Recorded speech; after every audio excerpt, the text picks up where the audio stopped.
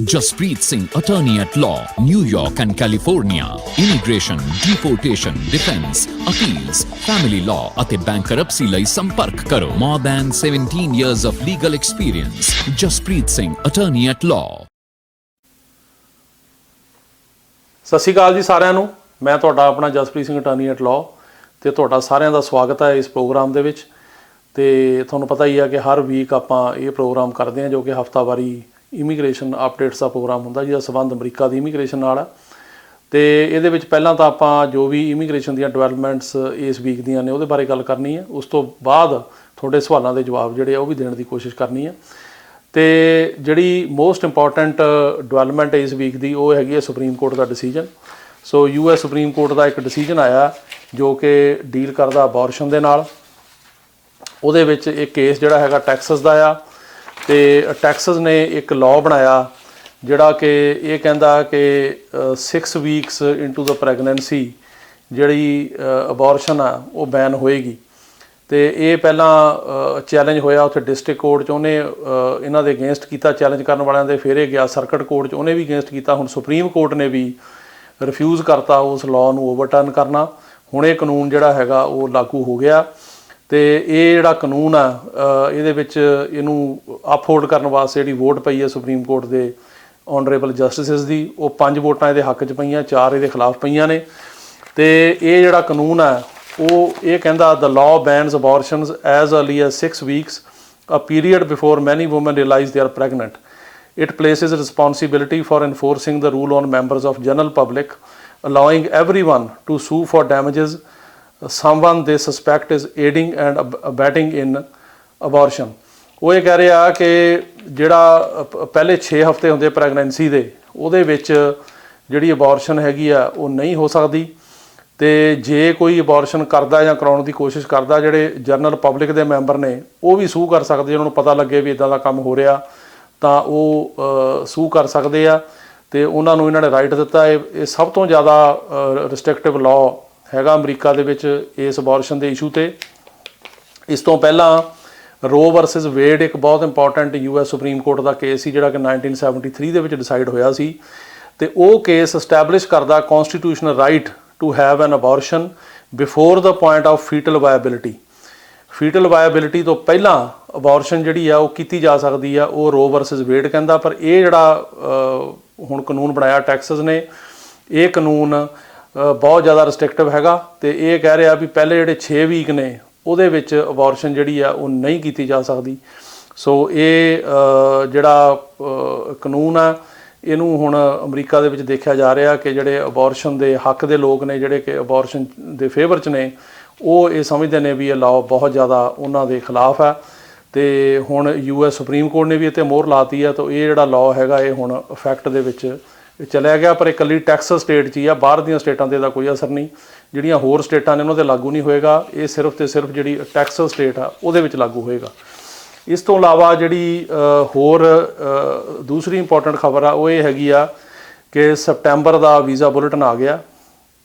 ਇਹਦੇ ਵਿੱਚ ਜਿਹੜੀਆਂ ਡੇਟਸ ਨੇ, ਖਾਸ ਕਰਕੇ ਜਿਹੜੀਆਂ ਕੈਟੇਗਰੀਜ਼ ਨੇ, F4 ਕੈਟੇਗਰੀ ਭਰਾ ਭੈਣ US ਸਿਟੀਜ਼ਨ ਵਾਲੀ, ਜਾਂ F3 ਕੈਟੇਗਰੀ ਆ ਜਿਹੜੇ ਕਿ ਮੈਰਿਡ ਬੱਚੇ ਨੇ US ਸਿਟੀਜ਼ਨ ਦੇ, ਉਹਦੀਆਂ ਡੇਟਾਂ ਜ਼ਿਆਦਾ ਮੂਵ ਨਹੀਂ ਹੋਈਆਂ। ਸੋ F4 ਕੈਟੇਗਰੀ 'ਚ ਹੁਣ ਚੱਲ ਰਿਹਾ ਜੀ ਇੰਡੀਆ ਦਾ 15 ਸਤੰਬਰ 2005। F3 ਕੈਟੇਗਰੀ ਜਿਹੜੀ ਕਿ US ਸਿਟੀਜ਼ਨ ਦੇ ਮੈਰਿਡ ਬੱਚਿਆਂ ਦੀ ਜਾਂ ਉਹਨਾਂ ਦੇ ਬੱਚਿਆਂ ਦੀ ਅੱਗੇ ਉੱਥੇ ਚੱਲ ਰਿਹਾ 22 ਨਵੰਬਰ 2008। F2B ਕੈਟੇਗਰੀ ਆ ਗ੍ਰੀਨ ਕਾਰਡ ਹੋਲਡਰ ਦੇ ਜਿਹੜੇ ਅਨਮੈਰਿਡ ਬੱਚੇ ਨੇ ਓਵਰ 21, ਉਹ ਚੱਲ ਰਿਹਾ ਜੀ 22 ਸਤੰਬਰ 2015। F2A ਕੈਟੇਗਰੀ ਆ ਹਸਬੈਂਡ ਵਾਈਫ ਜਿਹੜੇ ਗ੍ਰੀਨ ਕਾਰਡ ਹੋਲਡਰ ਦੇ ਤੇ 21 ਸਾਲ ਤੋਂ ਘੱਟ ਬੱਚੇ, ਉਹ ਕਰੰਟ ਹੀ ਆ। F1 ਕੈਟੇਗਰੀ ਚੱਲ ਰਹੀ ਆ 1 ਦਸੰਬਰ 2014। ਤੇ ਜਿਹੜੀਆਂ ਹੁਣ ਡੇਟਾਂ ਤੇ NBC ਜਿਹੜੀ ਆ ਉਹ ਪੇਪਰ ਮੰਗ ਰਹੀ ਆ, ਕਿਉਂਕਿ ਜਦੋਂ ਡੇਟ ਕਰੰਟ ਹੁੰਦੀ ਆ ਉਸ ਤੋਂ ਆਪਣੇ ਕੁਝ ਮਹੀਨੇ ਪਹਿਲਾਂ ਜਿਹੜਾ ਨੈਸ਼ਨਲ ਵੀਜ਼ਾ ਸੈਂਟਰ ਹੈਗਾ ਉਹ ਪੇਪਰ ਮੰਗਣੇ ਸ਼ੁਰੂ ਕਰ ਦਿੰਦਾ, ਜਿਨ੍ਹਾਂ ਵਿੱਚ ਕਿ ਤੁਹਾਡੇ ਸਿਵਲ ਡਾਕੂਮੈਂਟ ਹੁੰਦੇ ਨੇ, ਐਫੀਡੇਵਿਟ ਆਫ ਸਪੋਰਟ ਵਗੈਰਾ ਹੁੰਦੇ ਆ, police clearance, passport clearance reports ਹੁੰਦੀਆਂ ਨੇ। ਉਹ ਡੇਟਾ ਹੈਗੀਆਂ ਜੀ F4 ਕੈਟੇਗਰੀ ਜਿਹੜੀ ਕਿ US ਸਿਟੀਜ਼ਨ ਦੇ ਭਰਾ ਭੈਣ ਦੀ ਕੈਟੇਗਰੀ ਆ 1 ਜਨਵਰੀ 2006। F3 ਕੈਟੇਗਰੀ ਹੈਗੀ ਆ ਜਿਹੜੇ US ਸਿਟੀਜ਼ਨ ਦੇ ਮੈਰਿਡ ਬੱਚਿਆਂ ਦੀ, ਉੱਥੇ ਹੈਗਾ ਜੀ 22 ਅਗਸਤ 2009। F2B ਕੈਟੇਗਰੀ ਆ ਗ੍ਰੀਨ ਕਾਰਡ ਹੋਲਡਰ ਦੇ ਜਿਹੜੇ ਅਨਮੈਰਿਡ ਬੱਚੇ ਓਵਰ 21, ਉੱਥੇ ਆ 22 ਸਤੰਬਰ 2016। F2A ਕੈਟੇਗਰੀ ਜਿਹੜੀ ਗ੍ਰੀਨ ਕਾਰਡ ਹੋਲਡਰ ਦੇ ਸਪਾਊਸਿਸ ਦੀ ਆ, ਹਸਬੈਂਡ ਵਾਈਫ ਤੇ 21 ਸਾਲ ਤੋਂ ਘੱਟ ਬੱਚਿਆਂ ਦੀ, ਉੱਥੇ ਚੱਲ ਰਿਹਾ ਜੀ 1 ਜੂਨ 2021 ਤੇ F1 ਕੈਟਾਗਰੀ 'ਚ 15 ਮਈ 2016। ਸੋ ਮੂਵ ਤਾਂ ਹੋਈਆਂ ਪਰ ਬਹੁਤ ਘੱਟ। ਉਹਦੇ ਪਿੱਛੇ ਕਈ ਕਾਰਨ ਨੇ, ਕਿਉਂਕਿ ਇੱਕ ਤਾਂ ਬੈਕਲੌਗ ਬਹੁਤ ਜ਼ਿਆਦਾ ਇਕੱਠਾ ਹੋਇਆ, ਇੱਕ ਜਿਹੜੇ ਹਾਲਾਤ ਨੇ ਉਹਦੇ ਕਰਕੇ ਜਿਹੜਾ ਕਾਫੀ ਸਲੋ ਹੈ। ਕਾਫੀ ਇੰਟਰਵਿਊਜ਼ ਪਿੱਛੇ ਪੋਸਟਪੋਨ ਹੋਈਆਂ ਤੇ ਹੁਣ ਆਉਂਦੇ ਦਿਨਾਂ 'ਚ ਦੇਖਦੇ ਹਾਂ ਕਿੰਨਾ ਕਿ ਫਾਸਟ ਹੁੰਦਾ, ਪਰ ਜਿੰਨਾ ਕੁ ਸਾਨੂੰ ਉਮੀਦ ਸੀ ਵੀ ਤੇਜ਼ ਹੋਏਗਾ ਉਸ ਹਿਸਾਬ ਨਾਲ ਨਹੀਂ ਹੋਇਆ। ਤੀਜੀ ਜਿਹੜੀ ਇੰਪੋਰਟੈਂਟ ਖਬਰ ਹੈਗੀ ਆ ਉਹ ਹੈਗੀ ਆ ਜੀ ਆਪਣਾ ਜਿਹੜਾ ਨਵਾਂ ਇਮੀਗ੍ਰੇਸ਼ਨ ਦੇ ਲਾਅ ਦੇ ਵਿੱਚ ਚੇਂਜਸ ਕਰ ਰਹੀ ਹੈਗੀ ਬਾਈਡਨ ਐਡਮਿਨਿਸਟ੍ਰੇਸ਼ਨ। ਸੋ ਇਹਦੇ ਵਿੱਚ ਬੇਸਿਕਲੀ ਜਿਹੜੀਆਂ ਚੇਂਜਸ ਨੇ ਉਹ ਪਬਲਿਸ਼ ਕੀਤੀਆਂ ਨੇ ਫੈਡਰਲ ਰਜਿਸਟਰ ਦੇ ਵਿੱਚ। ਆਪਾਂ ਲਾਸਟ ਟਾਈਮ ਵੀ ਗੱਲ ਕੀਤੀ ਸੀ ਤੇ ਉਹ ਹੁਣ ਅਜੇ 60 ਦਿਨ ਤੱਕ ਰਹਿਣਗੀਆਂ। ਉਹਦੇ ਵਿੱਚ ਕਈ ਲੋਕਾਂ ਨੇ ਆਪਣੇ ਵਿਊਜ਼ ਵਗੈਰਾ ਦੇਣੇ ਸ਼ੁਰੂ ਕੀਤੇ ਆ, ਉਦੋਂ ਬਾਅਦ ਉਹ ਲਾਗੂ ਹੋਣਗੀਆਂ। ਸੋ ਇਹਦੇ ਵਿੱਚ ਜਿਹੜੀ ਥੋੜ੍ਹੀ ਕਲੈਰੀਫਿਕੇਸ਼ਨ ਹੋਰ ਆਈ ਆ ਅੱਗੇ ਨਾਲੋਂ ਵੀ ਕੀ ਚੇਂਜਸ ਹੋਣਗੀਆਂ। ਸੋ ਇਹਦੇ 'ਚ ਜਿਹੜੀ ਪਹਿਲੀ ਚੇਂਜ ਆ ਉਹ ਇਹ ਹੈਗੀ ਆ ਕਿ ਜਦੋਂ ਕੋਈ ਬੰਦਾ ਬਾਰਡਰ ਕ੍ਰਾਸ ਕਰਕੇ ਆਉਂਦਾ ਉਹਦੀ ਕ੍ਰੈਡੀਬਲ ਫੀਅਰ ਇੰਟਰਵਿਊ ਹੁੰਦੀ ਆ, ਤੇ ਜੇ ਉਹ ਕ੍ਰੈਡੀਬਲ ਫੀਅਰ ਇੰਟਰਵਿਊ 'ਚ ਪਾਸ ਕਰ ਜਾਂਦਾ ਤਾਂ ਉਹਦਾ ਕੇਸ ਹੁਣ ਇਮੀਗ੍ਰੇਸ਼ਨ ਜੱਜ ਕੋਲ ਜਾਂਦਾ। ਫਿਰ ਇਮੀਗ੍ਰੇਸ਼ਨ ਜੱਜ ਅੱਗੇ ਉਹਦਾ ਬਾਉਂਡ ਕਰਦਾ ਜਾਂ ਉਹਦਾ ਕੇਸ ਜਿਹੜਾ ਸੁਣਿਆ ਜਾਂਦਾ ਅੰਦਰ ਹੀ, ਤੇ ਜੇ ਉਹ ਪਾਸ ਹੋ ਗਿਆ ਉਹਨੂੰ ਅਸਾਈਲਮ ਮਿਲ ਜਾਂਦਾ। ਜੇ ਫੇਲ ਹੋ ਗਿਆ ਤਾਂ ਉਹ 30 ਦਿਨ 'ਚ ਅਪੀਲ ਕਰ ਸਕਦਾ BIA 'ਚ, ਤੇ ਉਸ ਤੋਂ ਬਾਅਦ ਜੇ ਉੱਥੇ ਪਾਸ ਹੋ ਜਾਵੇ ਤਾਂ ਠੀਕ ਹੈ, ਜੇ ਨਾ ਹੋਵੇ ਫਿਰ ਅੱਗੇ ਸਰਕਟ ਕੋਰਟ 'ਚ ਅਪੀਲ ਹੁੰਦੀ ਹੈ, ਇਸ ਤਰ੍ਹਾਂ ਸੋ ਫੋਰਥ। ਇਹ ਜਿਹੜੀ ਚੇਂਜ ਹੋ ਰਹੀ ਆ ਉਹ ਇਹ ਆ ਕਿ ਜੇ ਕਿਸੇ ਦਾ ਕੇਸ ਜਿਹੜਾ ਹੈਗਾ ਉਹ ਪਾਸ ਹੋ ਜਾਂਦਾ ਕ੍ਰੈਡੀਬਲ ਫੀਅਰ, ਜਿਵੇਂ ਕੋਈ ਬੰਦਾ ਬਾਰਡਰ ਕ੍ਰਾਸ ਕਰਕੇ ਆਇਆ ਤੇ ਕ੍ਰੈਡੀਬਲ ਫੀਅਰ ਇੰਟਰਵਿਊ 'ਚੋਂ ਪਾਸ ਹੋ ਗਿਆ, ਤਾਂ ਉਹਦਾ ਕੇਸ ਜਿਹੜਾ ਹੈਗਾ ਉਹ ਇਮੀਗ੍ਰੇਸ਼ਨ ਜੱਜ ਦੀ ਬਜਾਏ ਜਿਹੜਾ ਅਸਾਈਲਮ ਆਫਿਸਰ ਆ ਉਹੀ ਸੁਣੇਗਾ।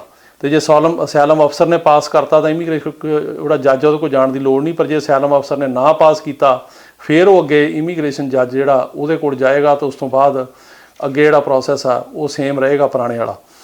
ਤੇ ਇਹਦੇ 'ਚ ਬੇਸਿਕ ਲੇਕਿਨ ਜੇ ਕਿਸੇ ਦਾ ਜਿਹੜਾ ਕੇਸ ਆ ਉਹਨੂੰ ਉਹ ਕ੍ਰੈਡੀਬਲ ਫੀਅਰ 'ਚ ਫੇਲ ਜਿਹੜਾ ਕੀਤਾ ਜਾਂਦਾ, ਵੀ ਉਹਦੀ ਜਿਹੜੀ ਹੈਗੀ ਨੈਗੇਟਿਵ ਰਿਪੋਰਟ ਆਉਂਦੀ ਆ ਵੀ ਉਹ ਫੇਲ ਹੋ ਗਿਆ ਕ੍ਰੈਡੀਬਲ ਫੀਅਰ 'ਚੋਂ, ਫਿਰ ਉਹਦੀ ਸਿਰਫ ਇੱਕ ਜਿਹੜੀ ਹੀਅਰਿੰਗ ਹੈਗੀ ਆ ਉਹ ਇਮੀਗ੍ਰੇਸ਼ਨ ਜੱਜ ਕੋਲ ਹੋਊਗੀ। ਜੇ ਉੱਥੇ ਵੀ ਡਿਨਾਈ ਹੋ ਗਿਆ ਤਾਂ ਉਹਦਾ ਕੇਸ ਅੱਗੇ ਨਹੀਂ ਤੁਰੇਗਾ। ਤੇ ਇਹ ਜਿਹੜੀ USCIS ਹੈ ਜਿਹੜਾ ਅਫਸਰ ਇੰਟਰਵਿਊ ਕਰਦੇ ਆ ਉਹ ਡਿਸਾਈਡ ਕਰਦੇ ਆ ਵੀ ਕ੍ਰੈਡੀਬਲ ਫੀਅਰ ਜਿਹੜੀ ਇੰਟਰਵਿਊ ਆ ਉਹਦੇ ਵਿੱਚ ਕਿਸੇ ਨੂੰ ਪਾਸ ਕਰਨਾ ਕਿ ਨਹੀਂ ਕਰਨਾ, ਤੇ ਜਿਹਨੂੰ ਕਰ ਦਿੰਦੇ ਨੇ ਉਹਦਾ ਕੇਸ ਅੱਗੇ ਇਮੀਗ੍ਰੇਸ਼ਨ ਜੱਜ ਕੋਲ ਜਾਂਦਾ। ਹੁਣ ਇਹ ਕਹਿ ਰਹੇ ਆ ਕਿ ਜਿਹਨੂੰ ਕ੍ਰੈਡੀਬਲ ਫੀਅਰ 'ਚੋਂ ਪਾਸ ਕਰਨਗੇ ਉਹਦਾ ਕੇਸ ਅਸਾਈਲਮ ਅਫਸਰ ਹੀ ਸੁਣਨਗੇ ਤੇ ਅਸਾਈਲਮ ਇੰਟਰਵਿਊ ਹੋਏਗੀ ਬਿਲਕੁਲ ਉਸੇ ਤਰ੍ਹਾਂ ਜਿਵੇਂ ਕਿ ਕੋਈ ਬੰਦਾ ਜਿਹੜਾ ਫੜਿਆ ਨਹੀਂ ਜਾਂਦਾ ਉਹ ਅਮਰੀਕਾ ਦੇ ਵਿੱਚ ਆ ਕੇ ਆਪਣਾ ਕੇਸ ਲਾਉਂਦਾ, ਜਾਂ ਕੋਈ ਵਿਜ਼ਟਰ ਵੀਜ਼ੇ ਤੇ ਜਾਂ ਕੋਈ ਸਟੂਡੈਂਟ ਵੀਜ਼ੇ ਤੇ ਆ ਕੇ ਅਸਾਈਲਮ ਦਾ ਕੇਸ ਲਾਉਂਦਾ, ਤਾਂ ਉਹਦੀ ਪਹਿਲੀ ਇੰਟਰਵਿਊ ਜਿਹੜੀ ਅਸਾਈਲਮ ਅਫਸਰ ਕੋਲ ਆਉਂਦੀ ਆ। ਜੇ ਉੱਥੇ ਕੇਸ ਪਾਸ ਨਾ ਹੋਵੇ ਤਾਂ ਜੱਜ ਕੋਲ ਜਾਂਦਾ। ਇਸੇ ਤਰ੍ਹਾਂ ਹੀ ਜਿਹੜੇ ਬਾਰਡਰ ਕ੍ਰਾਸ ਕਰ ਰਹੇ ਨੇ ਉਹਨਾਂ ਦਾ ਵੀ ਇਹ ਸੇਮ ਸਿਸਟਮ ਕੀਤਾ। ਇਹਦੇ ਨਾਲ ਇੱਕ ਹੋਰ ਜਿਹੜੀ ਚੇਂਜ ਆ ਉਹ ਇਹ ਹੈਗੀ ਆ ਕਿ this rule rejects previous currently passed rule that would have applied a higher standard of credible fear for some claims. Instead, an asylum officer from US citizenship and immigration services would apply the same screening standard of these claims whether there is a significant possibility that person is eligible for asylum, withholding of removal or convention against torture protection. The asylum officer would not consider any of the bars of relief during this threshold screening unless the person would be removed to Canada. ਸੋ ਇਹਦਾ ਮਤਲਬ ਆ ਵੀ ਜਿਹੜਾ ਪਹਿਲਾਂ ਇੱਕ rule ਸੀਗਾ ਕਿ ਜਿਹੜੇ ਬੰਦੇ ਬਾਰਡਰ ਕ੍ਰਾਸ ਕਰਕੇ ਆਉਂਦੇ ਆ ਉਹਨਾਂ ਨੂੰ ਥੋੜ੍ਹਾ ਜਿਹਾ ਹਾਇਰ ਸਟੈਂਡਰਡ ਜਿਹੜਾ ਉਹ ਰੱਖਿਆ ਜਾਊਗਾ ਕ੍ਰੈਡੀਬਲ ਫੀਅਰ ਦੀ ਇੰਟਰਵਿਊ ਤੇ ਆਮ ਅਸਾਈਲਮ ਜਿਹੜੀਆਂ ਇੰਟਰਵਿਊਜ਼ ਹੁੰਦੀਆਂ ਉਹਦੇ ਨਾਲੋਂ। ਪਰ ਉਹਨਾਂ ਨੇ ਕਿਹਾ ਵੀ ਹੁਣ ਜਿਹੜਾ ਸਟੈਂਡਰਡ ਆ ਉਹ ਸੇਮ ਹੀ ਹੋਊਗਾ ਤੇ ਜਿਹੜਾ ਹਾਇਰ ਸਟੈਂਡਰਡ ਆ ਉਹਨੂੰ ਰੋਕ ਦਿੱਤਾ ਗਿਆ। ਉਹਦਾ ਮਤਲਬ ਇਹ ਆ ਕਿ ਉਹਨਾਂ ਕੋਲੇ ਹੁਣ ਤਾਕਤ ਹੋਊਗੀ ਜ਼ਿਆਦਾ ਕੇਸਾਂ ਨੂੰ ਪਾਸ ਕਰਨ ਦੀ, ਤੇ ਉਹ ਜ਼ਿਆਦਾ ਕੇਸ ਜਿਹੜੇ ਹੈਗੇ ਉਹ ਪਾਸ ਜੇ ਚਾਹੁਣ ਤਾਂ ਕਰ ਸਕਦੇ ਆ, ਤੇ ਉਹ ਸੇਮ ਸਕਰੀਨਿੰਗ ਸਟੈਂਡਰਡ ਜਿਹੜਾ ਉਹ ਅਪਲਾਈ ਕਰਨਗੇ। ਤੇ ਜਿਹੜਾ ਕਿ ਅਸਾਈਲਮ ਦੀ ਜਦੋਂ ਬੰਦਾ ਇੰਟਰਵਿਊ ਤੇ ਜਾਂਦਾ, ਜਿਵੇਂ ਕੋਈ ਵਿਜ਼ਟਰ ਵੀਜ਼ਾ ਲੈ ਕੇ ਆਇਆ ਜਾਂ ਸਟੂਡੈਂਟ ਲੈ ਕੇ ਆਇਆ ਜਿਹੜਾ ਫੜਿਆ ਨਹੀਂ ਗਿਆ, ਉਹ ਸੇਮ ਸਟੈਂਡਰਡ ਅਪਲਾਈ ਹੋਊਗਾ ਜਿਹੜੇ ਬਾਰਡਰ ਕ੍ਰਾਸ ਕਰਕੇ ਆਉਂਦੇ ਆ ਉਹਨਾਂ ਦੇ ਉੱਤੇ ਵੀ। ਤੇ ਇਸ ਤੋਂ ਇਲਾਵਾ ਜਿਹੜਾ ਹੋਰ ਆ ਉਹ ਇਹ ਆ ਕਿ ਜੇ ਇਮੀਗ੍ਰੇਸ਼ਨ ਜੱਜ ਜਿਹੜਾ ਹੈਗਾ ਉਹਦੇ ਕੋਲ ਕੇਸ ਜਾਣ ਤੋਂ ਪਹਿਲਾਂ ਅਸਾਈਲਮ ਅਫਸਰ ਕਿਸੇ ਦਾ ਕੇਸ ਡਿਨਾਈ ਕਰ ਦਿੰਦਾ ਅਸਾਈਲਮ ਦਾ, ਤਾਂ ਉਹ ਬੰਦਾ ਫਿਰ ਇਮੀਗ੍ਰੇਸ਼ਨ ਜੱਜ ਦੇ ਕੋਲ ਉਹਦਾ ਕੇਸ ਜਿਹੜਾ ਹੈਗਾ ਜਾਏਗਾ, ਉਹ ਰੈਫਰ ਹੋਏਗਾ, ਤੇ ਫਿਰ ਇਮੀਗ੍ਰੇਸ਼ਨ ਜੱਜ ਜਿਹੜਾ ਹੈਗਾ ਉਹ ਪੂਰੀ ਹੀਅਰਿੰਗ ਜਿਹੜੀ ਐਵੀਡੈਂਸ਼ੀਅਲੀ ਹੀਅਰਿੰਗ ਕਰੇਗਾ, ਤੇ ਉਹ ਫਿਰ ਇਹ ਦੇਖੇਗਾ ਕਿ ਬੰਦਾ ਅਸਾਈਲਮ ਲਈ, ਵਿਦਹੋਲਡਿੰਗ ਆਫ ਰਿਮੂਵਲ ਲਈ ਤੇ ਕੈਟ ਪ੍ਰੋਟੈਕਸ਼ਨ ਵਾਸਤੇ ਐਲੀਜੀਬਲ ਹੈਗਾ कि नहीं हैगा। ਤੇ ਦੂਜਾ ਇਹ ਆ ਕਿ ਇਹਦੇ 'ਚ ਇਹ ਕੀਤਾ ਗਿਆ ਕਿ ਜਿਹੜੇ ਆਈਸ ਅਫਸਰ ਨੇ ਉਹਨਾਂ ਕੋਲ ਅਥਾਰਟੀ ਹੋਊਗੀ ਜ਼ਿਆਦਾ ਬੰਦੇ ਨੂੰ ਰਿਲੀਜ਼ ਕਰਨ ਦੀ ਪਰੋਲ ਤੇ ਇਹਦੇ 'ਚ ਇਹ ਆ ਕਿ ਅੱਗੇ ਹੁੰਦਾ ਸੀ ਕਿ ਜਿਹੜੇ ਇਮੀਗ੍ਰੇਸ਼ਨ ਜੱਜ ਨੇ ਉਹ ਬੌਂਡ ਤੇ ਛੱਡਦੇ ਸੀ ਬੰਦੇ ਨੂੰ ਜਦੋਂ ਉਹਦਾ ਕੇਸ ਅੱਗੇ ਇਮੀਗ੍ਰੇਸ਼ਨ ਜੱਜ ਕੋਲ ਜਾਂਦਾ ਸੀ। ਇਹ ਬਹੁਤ ਹੀ ਇੰਪੋਰਟੈਂਟ ਪ੍ਰੋਵੀਜ਼ਨ ਆ। ਹੁੰਦਾ ਇਹ ਆ ਕਿ ਜਿਵੇਂ ਕੋਈ ਬੰਦਾ ਬਾਰਡਰ ਕ੍ਰੋਸ ਕਰਕੇ ਆਇਆ ਉਦੋਂ ਬਾਅਦ ਉਹਦੀ ਕ੍ਰੈਡੀਬਲ ਫੀਅਰ ਇੰਟਰਵਿਊ ਹੁੰਦੀ ਆ। ਜੇ ਉਹ ਕ੍ਰੈਡੀਬਲ ਫੀਅਰ ਇੰਟਰਵਿਊ 'ਚ ਪਾਸ ਕਰ ਜਾਂਦਾ ਤਾਂ ਉਹਦਾ ਜਿਹੜਾ ਕੇਸ ਹੈਗਾ ਉਹ ਫਿਰ ਇਮੀਗ੍ਰੇਸ਼ਨ ਜੱਜ ਕੋਲ ਅੱਗੇ ਰੈਫਰ ਹੁੰਦਾ। ਇਮੀਗ੍ਰੇਸ਼ਨ ਜੱਜ ਕੋਲ ਉਹ ਬੌਂਡ ਅਪਲਾਈ ਕਰਦਾ ਅਤੇ ਉਹਨੂੰ ਫਿਰ ਇਮੀਗ੍ਰੇਸ਼ਨ ਜੱਜ ਜਿਹੜਾ ਹੈਗਾ ਉਹ ਬੌਂਡ 'ਤੇ ਛੱਡ ਦਿੰਦਾ। ਜੇ ਨਹੀਂ ਛੱਡਦਾ ਤਾਂ ਉਹ ਬੰਦਾ ਅੰਦਰ ਹੀ ਆਪਣਾ ਕੇਸ ਨੂੰ ਲੜਨਾ ਪੈਂਦਾ। ਇਹ ਪ੍ਰੋਸੀਜਰ ਆ। ਹੁਣ ਇਹ ਕਹਿੰਦੇ ਨੇ ਕਿ ਜੇ ਕੋਈ ਬੰਦਾ ਕ੍ਰੈਡੀਬਲ ਫੀਅਰ ਇੰਟਰਵਿਊ 'ਚ ਪਾਸ ਕਰ ਜਾਏਗਾ ਤਾਂ ਉਹਦਾ ਕੇਸ ਇਮੀਗ੍ਰੇਸ਼ਨ ਜੱਜ ਕੋਲ ਨਹੀਂ ਜਾਏਗਾ, ਬਲਕਿ ਉਹਦਾ ਕੇਸ ਜਿਹੜਾ ਉਹ ਅਸੈਲਮ ਅਫਸਰਾਂ ਕੋਲ ਜਾਏਗਾ ਜਿਹੜੇ ਕਿ ਅਸੈਲਮ ਇੰਟਰਵਿਊ ਕਰਨਗੇ, ਬਿਲਕੁਲ ਉਸੇ ਤਰ੍ਹਾਂ ਜਿਵੇਂ ਕਿ ਜਿਹੜੇ ਬੰਦੇ ਫੜੇ ਨਹੀਂ ਜਾਂਦੇ ਉਹਨਾਂ ਦੀ ਇੰਟਰਵਿਊ ਹੁੰਦੀ ਆ। ਅਤੇ ਇਹਦੇ ਵਿੱਚ ਜਿਹੜੀ ਇੰਪੋਰਟੈਂਟ ਖਬਰ ਆ ਉਹ ਇਹ ਹੈਗੀ ਆ, ਜਿਹੜੀ ਇੰਪੋਰਟੈਂਟ ਇਹਦੇ 'ਚ ਹੁਣ ਚੇਂਜ ਆ ਕਿ ਜਿਹੜੇ ਬੰਦੇ ਇਮੀਗ੍ਰੇਸ਼ਨ ਜਿਹੜਾ ਅਸੈਲਮ ਅਫਸਰ ਆ ਉਹਦੇ ਕੋਲ ਜਿਨ੍ਹਾਂ ਦੇ ਕੇਸ ਜਾਣਗੇ, ਜਿਹੜੇ ਕ੍ਰੈਡੀਬਲ ਫੀਅਰ 'ਚੋਂ ਪਾਸ ਹੋਣਗੇ ਅਤੇ ਉਹਨਾਂ ਦੇ ਕੇਸ ਅਸੈਲਮ ਅਫਸਰ ਕੋਲ ਜਾਣਗੇ ਇਮੀਗ੍ਰੇਸ਼ਨ ਜੱਜ ਦੀ ਬਜਾਏ, ਉਹ ਬੰਦਿਆਂ ਨੂੰ ਜਿਹੜੇ ਅਸੈਲਮ ਅਫਸਰ ਨੇ ਜਾਂ ਇਮੀਗ੍ਰੇਸ਼ਨ ਅਫਸਰ ਨੇ ਉਹ ਪਰੋਲ 'ਤੇ ਰਿਲੀਜ਼ ਕਰ ਸਕਦੇ ਨੇ, ਬੌਂਡ ਦੀ ਲੋੜ ਨਹੀਂ ਆ। ਸੋ ਇਹ ਬਹੁਤ ਇੰਪੋਰਟੈਂਟ ਇਹਦੇ ਵਿੱਚ ਪੁਆਇੰਟ ਆ ਕਿ ਜਿਹੜੇ ਇਮੀਗ੍ਰੇਸ਼ਨ ਜੱਜ ਦੇ ਕੋਲ ਬੌਂਡ ਕਰਾਉਣ ਦੀ ਜਾਣ ਦੀ ਲੋੜ ਨਹੀਂ। ਜਿਹੜੇ ਥੱਲੇ ਅਸੈਲਮ ਅਫਸਰ ਨੇ ਜਾਂ ਇਮੀਗ੍ਰੇਸ਼ਨ ਅਫਸਰ ਨੇ ਉਹ ਆਪਣੇ ਆਪ ਹੀ ਬੰਦੇ ਨੂੰ ਪਰੋਲ 'ਤੇ ਰਿਲੀਜ਼ ਕਰ ਸਕਦੇ ਨੇ ਅਤੇ ਉਹ ਪਰੋਲ 'ਤੇ ਰਿਲੀਜ਼ ਕਰਨ ਵੇਲੇ ਸਰਟਨ ਬੌਂਡ ਵੀ ਰੱਖ ਸਕਦੇ ਨੇ ਅਮਾਊਂਟ, ਜਾਂ ਬਿਨਾਂ ਬੌਂਡ ਤੋਂ ਵੀ ਛੱਡ ਸਕਦੇ ਆ। ਸੋ ਉਹੀ ਛੱਡ ਸਕਦੇ ਨੇ। ਹੁਣ ਜੱਜ ਕੋਲ ਬੌਂਡ ਕਰਾਉਣ ਵਾਸਤੇ ਜਾਣ ਦੀ ਲੋੜ ਨਹੀਂ ਹੋਵੇਗੀ। ਸੋ ਇਹ ਜਿਹੜਾ ਰੂਲ ਹੈਗਾ ਇਹ 60 ਦਿਨ ਤੋਂ ਬਾਅਦ ਇੰਪਲੀਮੈਂਟ ਹੋਏਗਾ ਅਤੇ ਇਹਦੇ ਵਿੱਚ ਜੇ ਕੋਈ ਹੋਰ ਚੇਂਜ ਫਰਦਰ ਨਾ ਹੋਈ ਅਤੇ ਇਹ ਜਿਹੜੀ ਹੈਗੀ ਦੇਖਣ ਵਾਲੀ ਗੱਲ ਆ ਵੀ ਇਹਦੀ ਜਿਹੜੀ ਇੰਪਲੀਮੈਂਟੇਸ਼ਨ ਆ ਉਹ ਕਦੋਂ ਸ਼ੁਰੂ ਹੋਏਗੀ। ਅਤੇ ਇਸ ਰੂਲ ਨੂੰ ਇੰਪਲੀਮੈਂਟ ਕਰਨ ਲਈ ਜਾਂ ਇਸ 'ਤੇ ਹੋਣ ਤੋਂ ਬਾਅਦ USCIS 800 ਨਵੇਂ ਅਸੈਲਮ ਅਫਸਰ ਹਾਇਰ ਕਰੇਗੀ। ਸੋ ਸਰਕਾਰ ਤਕਰੀਬਨ 800 ਨਵੇਂ ਅਸੈਲਮ ਅਫਸਰ ਹਾਇਰ ਕਰੇਗੀ ਇਹ ਕੇਸ ਸੁਣਨ ਲਈ, ਤਾਂ ਕਿ ਇਹਨਾਂ ਦਾ ਜਿਹੜਾ ਨਿਪਟਾਰਾ ਉਹ ਜਲਦੀ ਹੋ ਸਕੇ। ਅਤੇ ਇਸ ਤੋਂ ਇਲਾਵਾ ਜਿਹੜੀ ਅਗਲੀ ਇੰਪੋਰਟੈਂਟ ਖਬਰ ਆ ਉਹ ਇਹ ਆ ਕਿ ਇੱਕ ਫੈਡਰਲ ਡਿਸਟ੍ਰਿਕਟ ਜੱਜ ਨੇ ਕਿਹਾ ਜਿਹੜੀ ਫੈਲਨੀ ਰੀ-ਐਂਟਰੀ ਆ ਉਹ ਇਮੀਗ੍ਰੇਸ਼ਨ ਲਾਅ ਥੱਲੇ ਜਿਹੜੀ ਆ ਅਨਕੌਂਸਟੀਟਿਊਸ਼ਨਲ ਆ। ਸੋ ਅ ਫੈਡਰਲ ਜੱਜ ruled for the first time in US history that a provision of US immigration law which makes it a felony for someone to re-enter the United States after having been deported is unconstitutional because of its racist origins. Since 1929, US immigration law has made it a misdemeanor to unlawfully enter the United States and a felony to unlawfully re-enter the United States after being deported. In recent years, these two anti-related offences have made up the majority of all criminal prosecutions in federal court.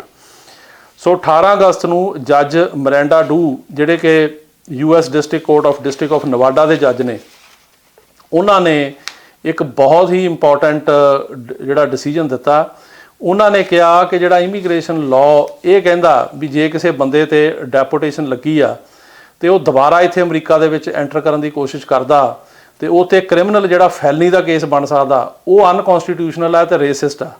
ਉਹਨਾਂ ਨੇ ਕਿਹਾ ਵੀ ਇਹ ਜਿਹੜਾ ਲਾ ਸੀ ਜਾਂ ਜੋ ਵੀ ਇਹ ਪਹਿਲਾਂ ਬਣਿਆ ਸੀ ਇਹਦੇ ਰੇਸਿਸਟ ਰੀਜਨ ਸੀਗੇ ਅਤੇ ਇਹ ਜਿਹੜਾ 1929 ਦੇ ਵਿੱਚ ਜਿਹੜਾ US ਇਮੀਗ੍ਰੇਸ਼ਨ ਲਾ ਸੀ ਉਸ ਟਾਈਮ 'ਤੇ ਉਹਨੇ ਕਿਹਾ ਸੀ ਵੀ ਜਿਹੜਾ ਅਨਲੈਫੁਲੀ ਐਂਟਰ ਕਰੂਗਾ ਅਮਰੀਕਾ ਦੇ ਵਿੱਚ ਉਹਦੇ 'ਤੇ ਜਿਹੜਾ ਕ੍ਰਿਮੀਨਲ ਚਾਰਜ ਆ ਮਿਸਡਮੀਨਰ ਦਾ ਉਹ ਲੱਗੂਗਾ, ਅਤੇ ਜੇ ਉਹ ਦੁਬਾਰਾ ਰੀ-ਐਂਟਰੀ ਦੀ ਕੋਸ਼ਿਸ਼ ਕਰੂਗਾ ਤਾਂ ਉਹਦੇ 'ਤੇ ਫੈਲਨੀ ਲੱਗੂਗੀ ਜੋ ਕਿ ਹਾਇਰ ਕ੍ਰਿਮੀਨਲ ਚਾਰਜ ਹੈ। ਅਤੇ ਇਹ ਜੱਜ ਸਾਹਿਬ ਕਹਿ ਰਹੇ ਨੇ ਕਿ ਇਹ ਜਿਹੜੀ ਜੋ ਵੀ ਉਸ ਟਾਈਮ 'ਤੇ ਲਾ ਬਣਿਆ ਇਹ ਰੇਸਿਸਟ ਸੀਗਾ, ਕਿਉਂਕਿ ਜਿਹੜਾ ਉਹ ਕਹਿ ਰਹੇ ਨੇ ਕਿ at that time the provision was first enacted into law. The US immigration system was based on an explicitly racist quota system intended to keep the southern and eastern Europeans out of the United States. ਉਹ ਇਹ ਕਹਿ ਰਹੇ ਜਿਹੜਾ ਉਸ time 'ਤੇ ਲਾ ਬਣਿਆ ਉਹਦਾ ਮਤਲਬ ਇਹ ਸੀਗਾ ਵੀ ਜਿਹੜੇ ਸਦਰਨ ਅਤੇ ਈਸਟਰਨ ਯੂਰਪੀਅਨਸ ਨੇ ਉਹਨਾਂ ਨੂੰ ਅਮਰੀਕਾ ਤੋਂ ਬਾਹਰ ਰੱਖਿਆ ਜਾਵੇ, ਅਤੇ ਇਸ ਕਰਕੇ ਰੇਸਿਸਟ ਲਾਈਨ ਦੇ ਉੱਤੇ ਬਣਿਆ ਸੀ। ਅਤੇ ਅੱਜ ਕੱਲ੍ਹ ਦਾ ਜਿਹੜਾ ਹੁਣ ਜ਼ਮਾਨਾ ਆ ਇਹਦੇ ਵਿੱਚ ਇਸ ਲਾ ਦੀ ਕੋਈ ਲੋੜ ਨਹੀਂ ਹੈਗੀ, ਅਤੇ ਇਹ ਲਾ ਜਿਹੜਾ ਅਨਕੌਂਸਟੀਟਿਊਸ਼ਨਲ ਆ। ਅਤੇ ਜਿਹੜਾ ਉਹ 1929 ਵਾਲਾ ਲਾ ਸੀ ਉਹਨੂੰ ਸੁਪਰਸੀਡ ਕੀਤਾ ਗਿਆ immigration and nationality act of 1952 ਦੇ ਵਿੱਚ।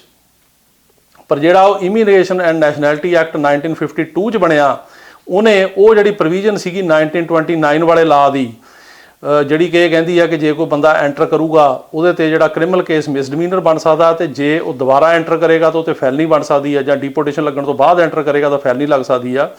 ਉਹ ਕਹਿੰਦੇ ਆ ਕਿ ਉਹ ਜਿਹੜੀ ਉਹ ਪ੍ਰੋਵੀਜ਼ਨ ਸੀਗੀ ਉਹ ਦੁਬਾਰਾ ਫੇਰ ਇਹਨਾਂ ਨੇ 1952 ਵਾਲੇ ਲਾ ਦੇ ਵਿੱਚ ਸ਼ਾਮਲ ਕਰ ਲਈ। ਉਹਨੂੰ ਕੱਢਿਆ ਨਹੀਂ ਗਿਆ, ਬਲਕਿ ਉਹਨੂੰ ਸ਼ਾਮਲ ਹੀ ਰੱਖਿਆ ਗਿਆ। ਤੇ ਉਹ ਕਹਿ ਰਹੇ ਆ ਕਿ ਜਿਹੜਾ ਇਹ ਸੀਗਾ, ਇਹ ਜਿਹੜੇ ਮੈਕਸੀਕਨਸ ਨੇ, ਜਿਹੜੇ ਹਿਸਪੈਨਿਕ ਨੇ, ਉਹਨਾਂ ਨੂੰ ਬਾਹਰ ਰੱਖਣ ਵਾਸਤੇ ਇਹਨੂੰ ਯੂਜ਼ ਕੀਤਾ ਗਿਆ 52 ਵਾਲੇ ਲਾ ਦੇ ਵਿੱਚ, ਸੇਮ ਪ੍ਰੋਵੀਜ਼ਨ ਨੂੰ। ਤੇ ਜੱਜ Du pointed out that supporters of the 1952 law were also openly racist and commonly refer to Mexicans using racial slurs. ਉਹ ਕਹਿੰਦੇ ਵੀ ਜਿਹੜੇ 52 ਦੇ ਲਾ ਵਾਲੇ ਸੀਗੇ ਉਸ ਟਾਈਮ ਤੇ ਮੈਕਸੀਕਨ ਜ਼ਿਆਦਾ ਆਉਣ ਲੱਗ ਗਏ ਸੀ, ਤੇ ਉਹਨਾਂ ਨੇ ਉਹੀ ਜਿਹੜਾ 1929 ਵਾਲਾ ਲਾ ਸੀ ਉਹਨੂੰ ਯੂਜ਼ ਕੀਤਾ ਮੈਕਸੀਕਨ ਜਾਂ ਹਿਸਪੈਨਿਕ ਲੋਕਾਂ ਨੂੰ ਬਾਹਰ ਰੱਖਣ ਲਈ। ਤੇ ਉਹਨਾਂ ਨੇ, ਜੱਜ ਸਾਹਿਬ ਨੇ ਕਿਹਾ ਵੀ ਇਹ ਜਿਹੜਾ ਲਾ ਹੈਗਾ, ਇਹ ਕਿਉਂਕਿ ਜਦੋਂ ਬਣਿਆ ਸੀ ਤੇ ਇਹਦੀ ਜਿਹੜੀ ਓਰੀਜਨ ਹੈਗਾ ਉਹ ਰੇਸਿਸਟ ਹੈ, ਤੇ ਇਸ ਕਰਕੇ ਇਹਨੂੰ ਅੱਜ ਕੱਲ੍ਹ ਦੇ ਜ਼ਮਾਨੇ ਦੇ ਵਿੱਚ ਨਹੀਂ ਰੱਖਿਆ ਜਾ ਸਕਦਾ, ਤੇ ਇਹ US ਕੌਨਸਟੀਟਿਊਸ਼ਨ ਜਿਹੜਾ ਕਿ ਰੇਸਿਜ਼ਮ ਦੇ ਖਿਲਾਫ ਹੈ ਉਹਦੇ ਅਗੇਂਸਟ ਜਾਂਦਾ। ਤੇ ਉਹਨਾਂ ਨੇ ਇਹ ਲਾਅ ਨੂੰ ਜਿਹੜਾ ਹੈਗਾ ਉਹ ਅਨਕੌਂਸਟੀਟਿਊਸ਼ਨਲ ਕਰਾਰ ਦੇਤਾ।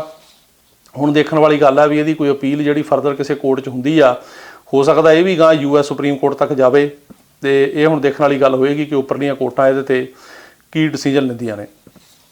ਇਹਦੇ ਨਾਲ ਇਹ ਤਾਂ ਸੀਗੀਆਂ ਜਿਹੜੀਆਂ ਇੰਪੋਰਟੈਂਟ ਖਬਰਾਂ ਇਸ ਵੀਕ ਦੀਆਂ।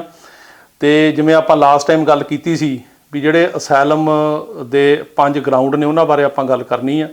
ਸੋ ਆਪਾਂ ਇੱਕ ਇਸ ਵੀਡੀਓ ਤੇ ਲੜੀ ਸ਼ੁਰੂ ਕਰਨ ਜਾ ਰਹੇ ਹਾਂ, ਜਿਹਦੇ ਵਿੱਚ ਕਿ ਅਸਾਈਲਮ ਦੇ ਜਿਹੜੇ 5 ਗਰਾਊਂਡਾਂ ਤੇ ਗੱਲ ਸ਼ੁਰੂ ਕਰਕੇ ਫਿਰ ਬਾਕੀ ਸਾਰੀਆਂ ਜਿਹੜੀਆਂ ਹੋਰ ਕੀ ਰਿਸਟ੍ਰਿਕਸ਼ਨਸ ਨੇ, ਕੀ ਐਲੀਜੀਬਿਲਟੀਜ਼ ਨੇ, ਕੀ ਕੇਸ ਲਾਅ ਆ, ਫਿਰ ਉਸ ਤੋਂ ਬਾਅਦ ਵਿਦਹੋਲਡਿੰਗ ਆਫ ਰਿਮੂਵਲ ਕੀ ਆ, ਫਿਰ ਜਿਹੜੀ ਪ੍ਰੋਟੈਕਸ਼ਨ ਅੰਡਰ ਕੈਟ ਕੀ ਆ, ਉਹ ਆਪਾਂ ਸਾਰਾ ਆਉਂਦੀਆਂ ਵੀਡੀਓਆਂ ਦੇ ਵਿੱਚ ਜਿਹੜਾ ਉਹ ਕਵਰ ਕਰਾਂਗੇ। ਤੇ ਇਸ ਤੋਂ ਬਾਅਦ ਜਿਹੜੇ ਹੋਰ ਏਰੀਆਜ਼ ਨੇ ਲਾਅ ਦੇ, ਜਿਵੇਂ ਕਿ adjustment of status based on marriage ਹੋ ਗਿਆ, ਵਾਵਾ ਦੇ ਕੇਸ ਹੋ ਗਏ, ਯੂ ਵੀਜ਼ਾ ਹੋ ਗਿਆ, ਉਹਦੇ ਨਾਲ ਸਿਟੀਜ਼ਨਸ਼ਿਪ ਦੀ ਜਿਹੜੀ ਹੈਗਾ ਪ੍ਰੋਸੈਸ, ਉਹ ਸਾਰਾ ਆਪਾਂ ਕਵਰ ਕਰਦੇ ਜਾਵਾਂਗੇ। ਸੋ ਸਾਰਿਆਂ ਤੋਂ ਪਹਿਲਾਂ ਤਾਂ ਆਪਾਂ ਅਸਾਈਲਮ ਦੇ ਜਿਹੜੇ 5 ਗਰਾਊਂਡ ਨੇ ਉਹਨਾਂ ਬਾਰੇ ਗੱਲ ਕਰਦੇ ਹਾਂ। ਜਿਹੜਾ ਅਸਾਈਲਮ ਦਾ ਲਾ ਆ ਅਮਰੀਕਾ ਦੇ ਵਿੱਚ, ਇਹ ਹੈਗਾ ਜੀ ਅੰਡਰ 8 USC ਸੈਕਸ਼ਨ 1158B1। ਉਹ ਇਹ ਕਹਿੰਦਾ ਕਿ attorney general may grant asylum to any applicant who qualifies as a refugee. The Immigration and Nationality Act defines a refugee as any person who is outside any country of such person's nationality, or in the case of a person having no nationality is outside any country in which such person last habitually resided and who is unable or unwilling to return to and is unable or unwilling to avail himself or herself of the protection of that country because of persecution or a well-founded fear of persecution on account of race, religion, nationality, membership in a particular social group or political opinion। ਸੋ ਇਹ section ਕਹਿੰਦਾ ਵੀ ਜਿਹੜਾ America ਦਾ attorney general ਆ ਉਹ ਕਿਸੇ ਨੂੰ ਵੀ asylum ਦੇ ਸਕਦਾ ਜੇ ਉਹ ਬੰਦਾ ਰਿਫਿਊਜੀ ਦੀ ਜਿਹੜੀ ਹੈਗੀ ਆ ਉਹ ਕਲਾਸੀਫਿਕੇਸ਼ਨ ਦੇ ਅੰਡਰ ਆਉਂਦਾ, ਤੇ ਉਹ ਬੰਦਾ ਉਹ ਆਊਗਾ ਜਿਹੜਾ ਕਿ ਕਿਸੇ ਹੋਰ ਕੰਟਰੀ ਦਾ ਨੈਸ਼ਨਲ ਹੈ ਜਾਂ ਸਿਟੀਜ਼ਨ ਹੈ, ਤੇ ਉਹ ਉਸ ਕੰਟਰੀ ਤੋਂ ਵਿੱਚ ਰਹਿੰਦਾ, ਤੇ ਹੁਣ ਉਹ ਉਸ ਕੰਟਰੀ 'ਚ ਵਾਪਸ ਨਹੀਂ ਜਾ ਸਕਦਾ। ਅਮਰੀਕਾ ਆ ਗਿਆ ਤੇ ਉਹ ਕਹਿੰਦਾ ਮੈਂ ਉਸ ਆਪਣੀ ਕੰਟਰੀ ਦੇ ਵਿੱਚ ਵਾਪਸ ਨਹੀਂ ਜਾ ਸਕਦਾ। ਤੇ ਕਿਉਂ ਨਹੀਂ ਜਾ ਸਕਦਾ? ਕਿਉਂਕਿ ਮੈਨੂੰ ਪਰਸੀਕਿਊਸ਼ਨ ਹੋਈ ਆ, ਤੇ ਅੱਗੇ ਤੋਂ ਵੀ ਮੈਨੂੰ ਵੈਲ ਫਾਊਂਡਡ ਫੀਅਰ ਹੈ ਫਿਊਚਰ ਪਰਸੀਕਿਊਸ਼ਨ ਦਾ। ਤੇ ਜਿਹੜੀ ਪਰਸੀਕਿਊਸ਼ਨ ਹੈਗੀ ਆ ਉਹ ਹੋਈ ਆ 5 ਗਰਾਊਂਡਾਂ ਦੇ ਉੱਤੇ। ਉਹਨਾਂ ਵਿੱਚੋਂ ਇੱਕ ਗਰਾਊਂਡ ਦਾ ਹੋਣਾ ਜ਼ਰੂਰੀ ਆ 5 ਚੋਂ। ਉਹ 5 ਗਰਾਊਂਡ ਹੈਗੇ ਆ ਰੇਸ, ਦੂਜਾ ਰਿਲੀਜਨ, ਤੀਜਾ ਨੈਸ਼ਨੈਲਿਟੀ, ਚੌਥਾ ਮੈਂਬਰਸ਼ਿਪ ਇਨ ਏ ਪਾਰਟੀਕੂਲਰ ਸੋਸ਼ਲ ਗਰੁੱਪ, ਤੇ ਪੰਜਵਾਂ ਹੈਗਾ ਪੋਲੀਟੀਕਲ ਓਪੀਨੀਅਨ। ਇਹ ਜਿਹੜੇ 5 ਗਰਾਊਂਡਸ ਹੈਗੇ ਨੇ, ਜੇ ਇਹਨਾਂ ਵਿੱਚੋਂ ਕਿਸੇ ਇੱਕ ਗਰਾਊਂਡ ਜਾਂ ਇੱਕ ਤੋਂ ਵੱਧ ਗਰਾਊਂਡਸ ਦੀ ਬੇਸ ਤੇ ਉਸ ਬੰਦੇ ਦੇ ਨਾਲ ਪਰਸੀਕਿਊਸ਼ਨ ਹੋਈ ਆ, ਕੁੱਟਮਾਰ ਹੋਈ ਆ, ਉਹਨੂੰ ਤੰਗ ਕੀਤਾ ਗਿਆ, ਤੇ ਉਹ ਇਹ ਫੀਅਰ ਕਰਦਾ ਵੀ ਜੇ ਮੈਂ ਵਾਪਸ ਜਾਵਾਂਗਾ ਤਾਂ ਮੈਨੂੰ ਇਸੇ ਤਰ੍ਹਾਂ ਹੀ ਜਿਹੜਾ ਤੰਗ ਕੀਤਾ ਜਾਏਗਾ, ਕੁੱਟਮਾਰ ਹੋਏਗੀ, ਜਾਂ ਮੇਰੀ ਜਾਨ ਨੂੰ ਵੀ ਖਤਰਾ ਹੋ ਸਕਦਾ ਮੈਨੂੰ ਮਾਰ ਹੀ ਦੇਣ, ਤੇ ਉਹ ਫਿਰ ਇਹ ਬੰਦਾ ਜਿਹੜਾ ਉਹ ਅਸਾਈਲਮ ਲੈ ਸਕਦਾ। ਪਰ ਜਿਹੜੇ ਇਹ 5 ਗਰਾਊਂਡ ਨੇ, ਜਿਨ੍ਹਾਂ 'ਚ ਇੱਕ ਨੰਬਰ ਤੇ ਆ ਰੇਸ, ਦੂਜੇ ਨੰਬਰ ਤੇ ਰਿਲੀਜਨ, ਤੀਜੇ ਨੰਬਰ ਤੇ ਨੈਸ਼ਨੈਲਿਟੀ, ਚੌਥੇ ਨੰਬਰ ਤੇ ਮੈਂਬਰਸ਼ਿਪ ਇਨ ਏ ਪਾਰਟੀਕੂਲਰ ਸੋਸ਼ਲ ਗਰੁੱਪ, ਤੇ ਪੰਜਵੇਂ ਨੰਬਰ ਤੇ ਪੋਲੀਟੀਕਲ ਓਪੀਨੀਅਨ। ਇਹ 5 ਜਿਹੜੇ ਗਰਾਊਂਡ ਨੇ, ਇਹਨਾਂ ਦੇ ਵਿੱਚ ਕੇਸ ਹੋਣਾ ਚਾਹੀਦਾ। ਜਿਹੜਾ ਕੇਸ ਇਹਨਾਂ 5 ਗਰਾਊਂਡਾਂ ਦੇ ਆਧਾਰਿਤ ਨਹੀਂ, ਉਹ ਕੇਸ ਇੱਥੇ ਅਸੈਲਮ ਦਾ ਕੇਸ ਜਿਹੜਾ ਉਹ ਅਮਰੀਕਾ ਦੇ ਵਿੱਚ ਨਹੀਂ ਬਣਦਾ ਅਸੈਲਮ, ਤੇ ਜੇ ਉਹ ਫਾਈਲ ਕੀਤਾ ਜਾਂਦਾ ਤਾਂ ਉਹ ਕੇਸ ਫੇਲ ਹੁੰਦਾ ਤੇ ਇਮੀਗ੍ਰੇਸ਼ਨ ਅਫਸਰ ਨੇ ਜੱਜ ਕਹਿੰਦੇ ਨੇ ਵੀ ਤੇਰੀ ਤਾਂ ਜਿਹੜੀ ਪਰਸੀਕਿਊਸ਼ਨ ਹੀ ਨਹੀਂ ਬਣਦੀ, ਗਰਾਊਂਡ ਹੀ ਨਹੀਂ ਬਣਦਾ ਕੋਈ, ਤੂੰ ਅਸੈਲਮ ਦਾ ਹੱਕਦਾਰ ਨਹੀਂ। ਹੁਣ ਇਹਦੇ ਵਿੱਚ ਇੱਕ ਤੋਂ ਵੱਧ ਗਰਾਊਂਡ ਵੀ ਹੋ ਸਕਦੇ ਆ, ਪਰ ਇੱਕ ਗਰਾਊਂਡ ਹੋਣਾ ਲਾਜ਼ਮੀ ਆ। ਇਹਦੋਂ ਬਾਅਦ ਜਿਹੜਾ ਇੰਪੋਰਟੈਂਟ ਡਿਸੀਜਨ ਸੀ ਉਹ ਸੀ INS ਵਰਸਸ ਕਾਰਡੋਜ਼ਾ ਫੋਨਸੀਕਾ। ਇਹ ਕੇਸ ਸੀਗਾ 480 US 421 1987 ਦਾ। ਤੇ ਫਿਰ ਇਹਦੇ ਨਾਲ ਹੀ ਰੈਲੇਵੈਂਟ ਕੇਸ ਹੈਗਾ ਪਰਾਡਾ ਵਰਸਸ ਸੈਸ਼ਨਸ, ਜੋ ਕਿ ਰੀਸੈਂਟ ਕੇਸ ਹੈ 902 F3D 901 ਤੇ 9 ਸਰਕਟ ਦਾ 2018 ਦਾ। ਇਹ ਕੇਸ ਕਹਿੰਦੇ ਨੇ to be eligible for asylum Quiroz Prada must establish that he is a refugee, namely that he is unwilling to return to El Salvador because of persecution or a well-founded fear of persecution on account of race, religion, nationality, membership in a particular social group or political opinion। ਸੋ ਇਹਨਾਂ ਕੇਸਾਂ ਨੇ ਵੀ ਇਸ ਜਿਹੜਾ ਹੈਗਾ law ਦੇ ਉੱਤੇ ਮੋਹਰ ਲਾਈ ਆ ਕਿ ਕਿਸੇ ਵੀ ਕੇਸ ਦੇ ਵਿੱਚ ਜੇ ਅਸੈਲਮ ਜਿਹੜਾ ਹੈਗਾ ਉਹ ਕੋਈ ਅਪਲਾਈ ਕਰਦਾ ਤਾਂ ਆਹ ਜਿਹੜੇ 5 ਗਰਾਊਂਡ ਹੈਗੇ ਆ ਇਹਨਾਂ ਦੇ ਵਿੱਚ ਉਹਦਾ ਕੇਸ ਹੋਣਾ ਚਾਹੀਦਾ। ਜੇ ਇਹਨਾਂ ਦੇ ਵਿੱਚ ਨਹੀਂ ਤਾਂ ਉਹ ਬੰਦਾ ਅਸੈਲਮ ਦਾ ਹੱਕਦਾਰ ਨਹੀਂ ਆ। ਉਦੋਂ ਬਾਅਦ ਜਿਹੜਾ ਇੰਪੋਰਟੈਂਟ ਕੇਸ ਹੈਗਾ ਉਹ ਹੈਗਾ ਮਿੰਗ ਦਈ ਵਰਸਸ ਸੈਸ਼ਨਸ, ਉਹ ਵੀ 9 ਸਰਕਟ ਦਾ ਕੇਸ ਹੈ 2018 ਦਾ। ਉਹ ਵੀ ਇਹੀ ਕਹਿੰਦਾ ਕਿ asylum is available to refugees, that is anyone who is unable or unwilling to avail himself or herself of the protection of his or her native country because of persecution or a well-founded fear of persecution on account of race, religion, nationality, membership in a particular social group or political opinion। ਤੇ ਇਹ ਜਿਹੜਾ ਹੁਣ ਇਹਦੇ ਵਿੱਚ ਜਿਹੜੀ important ਗੱਲ ਹੈ ਉਹ ਇਹ ਹੈਗੀ ਆ ਕਿ ਜਿਹੜੇ ਇਹ 5 ਗਰਾਊਂਡ ਨੇ, ਇਹਨਾਂ ਗਰਾਊਂਡ ਦੀ ਬੇਸ 'ਤੇ ਪਰਸੀਕਿਊਸ਼ਨ ਹੋਣੀ ਚਾਹੀਦੀ ਆ। ਇਹ ਨਾ ਹੋਵੇ ਵੀ ਪਰਸੀਕਿਊਸ਼ਨ ਦਾ ਸੰਬੰਧ ਕਿਸੇ ਹੋਰ ਚੀਜ਼ ਨਾਲ ਹੋਵੇ, ਪਰਸਨ ਐਨਿਮਿਟੀ ਨਾ ਹੋਵੇ, ਜਿਵੇਂ ਕਿ ਤੁਹਾਡੀ ਕਿਸੇ ਨਾਲ ਬਣਦੀ ਨਹੀਂ ਤੇ ਤੁਹਾਡੀ ਆਪਣੇ ਗੁਆਂਢੀ ਨਾਲ ਨਹੀਂ ਬਣਦੀ, ਜਾਂ ਕਿਸੇ ਨਾਲ ਦਾ ਕੋਈ ਬਿਜ਼ਨਸ ਹੈ, ਕੋਈ ਦੁਕਾਨ ਵਾਲਾ, ਉਹਦੇ ਨਾਲ ਨਹੀਂ ਬਣਦੀ, ਉਹ ਇਹਦੇ ਵਿੱਚ ਗਰਾਊਂਡ ਨਹੀਂ ਆਉਂਦੇ। ਗਰਾਊਂਡ ਜਿਹੜੇ ਨੇ ਉਹ ਇਹਨਾਂ ਦੇ ਵਿੱਚ ਹੀ ਜਿਹੜੀ ਹੈਗੀ ਆ ਉਹ ਤੁਹਾਡੇ ਖਿਲਾਫ ਜੋ ਵੀ ਜਿਹੜੀ ਪਰਸੀਕਿਊਸ਼ਨ ਹੋਈ ਆ, ਕੁੱਟਮਾਰ ਹੋਈ ਆ, ਤੁਹਾਡੇ ਨਾਲ ਨਜਾਇਜ਼ ਧੱਕਾ ਹੋਇਆ, ਤੁਹਾਨੂੰ ਫਿਜ਼ੀਕਲ ਹਾਰਮ ਹੋਇਆ, ਉਹ ਸਾਰਾ ਇਹਦੇ ਨਾਲ ਰਿਲੇਟਡ ਚਾਹੀਦਾ। ਜੇ ਇਹਨਾਂ ਗਰਾਊਂਡ ਨਾਲ ਰਿਲੇਟਡ ਨਹੀਂ ਆ, ਉਹਦਾ ਸੰਬੰਧ ਇਹਦੇ ਨਾਲ ਹੈ ਹੀ ਕੋਈ ਨਹੀਂ, ਤਾਂ ਫਿਰ ਉਹ ਜਿਹੜੀ ਪਰਸੀਕਿਊਸ਼ਨ ਆ ਉਹ ਅਸੈਲਮ ਵਾਸਤੇ ਪਰਸੀਕਿਊਸ਼ਨ ਨਹੀਂ ਮੰਨੀ ਜਾਏਗੀ। ਤੇ ਇਹਦੇ 'ਚ ਜਿਹੜਾ ਬਰਡਨ ਆਫ ਪ੍ਰੂਫ ਆ ਵੀ ਕੌਣ ਪ੍ਰੂਵ ਕਰੇ ਕਿ ਤੁਹਾਨੂੰ ਆਹ ਕੁਛ ਹੋਇਆ, ਉਹ ਜਿਹੜਾ ਐਪਲੀਕੈਂਟ ਆ ਉਹਦੇ ਉੱਤੇ ਆ। The applicant bears the burden of establishing that he or she is eligible for asylum. ਇਹ ਜਿਹੜਾ ਅਪਲਾਈ ਕਰਨ ਵਾਲਾ ਬੰਦਾ ਉਹਨੂੰ ਸਾਬਤ ਕਰਨਾ ਪੈਣਾ ਕਿ ਉਹਦੇ ਨਾਲ ਪਰਸੀਕਿਊਸ਼ਨ ਹੋਈ ਆ ਤੇ ਉਹਨੂੰ ਫਿਊਚਰ ਦੇ ਵਿੱਚ ਵੀ ਜੇ ਆਪਣੀ ਕੰਟਰੀ ਗਿਆ ਉੱਥੇ ਪਰਸੀਕਿਊਸ਼ਨ ਹੋਣ ਦਾ ਡਰ ਆ, ਤੇ ਉਹ ਜਿਹੜੀ ਪਰਸੀਕਿਊਸ਼ਨ ਉਹਦੇ ਨਾਲ ਹੋਈ ਆ, ਜਿਹੜੇ 5 ਅਸਾਈਲਮ ਦੇ ਗਰਾਊਂਡ ਨੇ ਇਹਨਾਂ ਦੇ ਆਧਾਰਿਤ ਤੇ ਹੋਈ ਆ। ਇਹਨਾਂ 'ਚੋਂ ਇੱਕ ਗਰਾਊਂਡ ਲਾਗੂ ਹੁੰਦਾ, ਜ਼ਿਆਦਾ ਹੁੰਦੇ ਨੇ, ਪਰ ਇਹਨਾਂ ਦੇ 5 ਗਰਾਊਂਡਾਂ ਦੇ ਵਿੱਚ ਰਹਿ ਕੇ ਉਹਦੇ ਉੱਤੇ ਪਰਸੀਕਿਊਸ਼ਨ ਹੋਈ ਆ। ਇਹ ਜਿਹੜਾ ਪ੍ਰੂਵ ਕਰਨਾ ਉਹਨੇ ਕਰਨਾ। ਇਸੇ ਕਰਕੇ ਜਿਹੜੇ ਅਸਾਈਲਮ ਦੇ ਐਪਲੀਕੈਂਟ ਹੁੰਦੇ ਨੇ ਉਹਨਾਂ ਤੋਂ ਇਹ ਜਿਹੜੀ ਹੈਗੀ ਆ ਉਹ ਆਸ ਕੀਤੀ ਜਾਂਦੀ ਆ ਕਿ ਉਹ ਆਪਣੇ ਜਿਹੜੇ ਸਪੋਰਟਿੰਗ ਡਾਕੂਮੈਂਟ ਇਹਦੀ ਯਾਨੀ ਕਿ ਸਪੋਰਟ ਦੇ ਵਿੱਚ ਜਮ੍ਹਾਂ ਕਰਾਉਂਦੇ ਨੇ। ਜਿਵੇਂ ਕਿ ਜੇ ਕੋਈ ਬੰਦਾ ਕਿਸੇ ਪੋਲੀਟੀਕਲ ਓਪੀਨੀਅਨ ਦੀ ਬੇਸ 'ਤੇ ਕਰ ਰਿਹਾ ਵੀ ਸਿਆਸੀ ਪਾਰਟੀ ਦਾ ਮੈਂਬਰ ਆ, ਉਹ ਪਾਰਟੀ ਦਾ ਲੈਟਰ ਜਾਂ ਕਿਸੇ ਜਿਹੜੀਆਂ ਹੈਗੀਆਂ ਡਾਕਟਰ ਦੀਆਂ ਰਿਪੋਰਟਾਂ ਇਹ ਸ਼ੋਅ ਕਰਨ ਲਈ ਵੀ ਉਹਦੇ ਨਾਲ ਫਿਜ਼ੀਕਲੀ ਕੋਈ ਟਾਰਚਰ ਹੋਇਆ ਜਾਂ ਕੁੱਟਮਾਰ ਹੋਈ ਆ। ਇਹਦੇ ਨਾਲ ਜੇ ਜਿਹੜੇ ਐਫੀਡੇਵਿਟ ਲੋਕਾਂ ਦੇ ਜਿਹੜੇ ਗਵਾਹ ਨੇ ਜਿਹੜੇ ਕਹਿਣ ਕਿ ਅਸੀਂ ਦੇਖਿਆ ਇਹ ਸਾਰਾ ਕੁਝ ਹੋਇਆ, ਤੇ ਬਾਕੀ ਕੰਟਰੀ ਕੰਡੀਸ਼ਨ ਰਿਪੋਰਟਾਂ ਜਿਹੜੀਆਂ ਕਿ ਸ਼ੋਅ ਕਰਦੀਆਂ ਵੀ ਉੱਥੇ ਇਹ ਕੁਝ ਹੋ ਰਿਹਾ, ਇਕੱਲਾ ਇਹਦੇ ਨਾਲ ਹੀ ਨਹੀਂ ਹੋਇਆ, ਬਾਕੀ ਹੋਰਾਂ ਨਾਲ ਵੀ ਹੋਇਆ। ਇਹ ਸਾਰਾ ਜਿਹੜਾ ਉਹ ਕਿਉਂਕਿ ਬਰਡਨ ਆਫ ਪ੍ਰੂਫ ਉਹਦੇ ਉੱਤੇ ਆ ਜਿਹੜਾ ਅਪਲਾਈ ਕਰਨ ਵਾਲਾ, ਸੋ ਉਹਨੂੰ ਇਹ ਆਪਣੇ ਸਾਰੇ ਪ੍ਰੂਫ ਦੇਣੇ ਪੈਂਦੇ ਨੇ ਇਹ ਸ਼ੋਅ ਕਰਨ ਵਾਸਤੇ ਕਿ ਇਹ ਸਾਰਾ ਕੁਝ ਜਿਹੜਾ ਇਹ ਮੇਰੇ ਤੇ ਹੋਇਆ ਤਾਂ ਆਹ ਸਬੂਤ ਨੇ।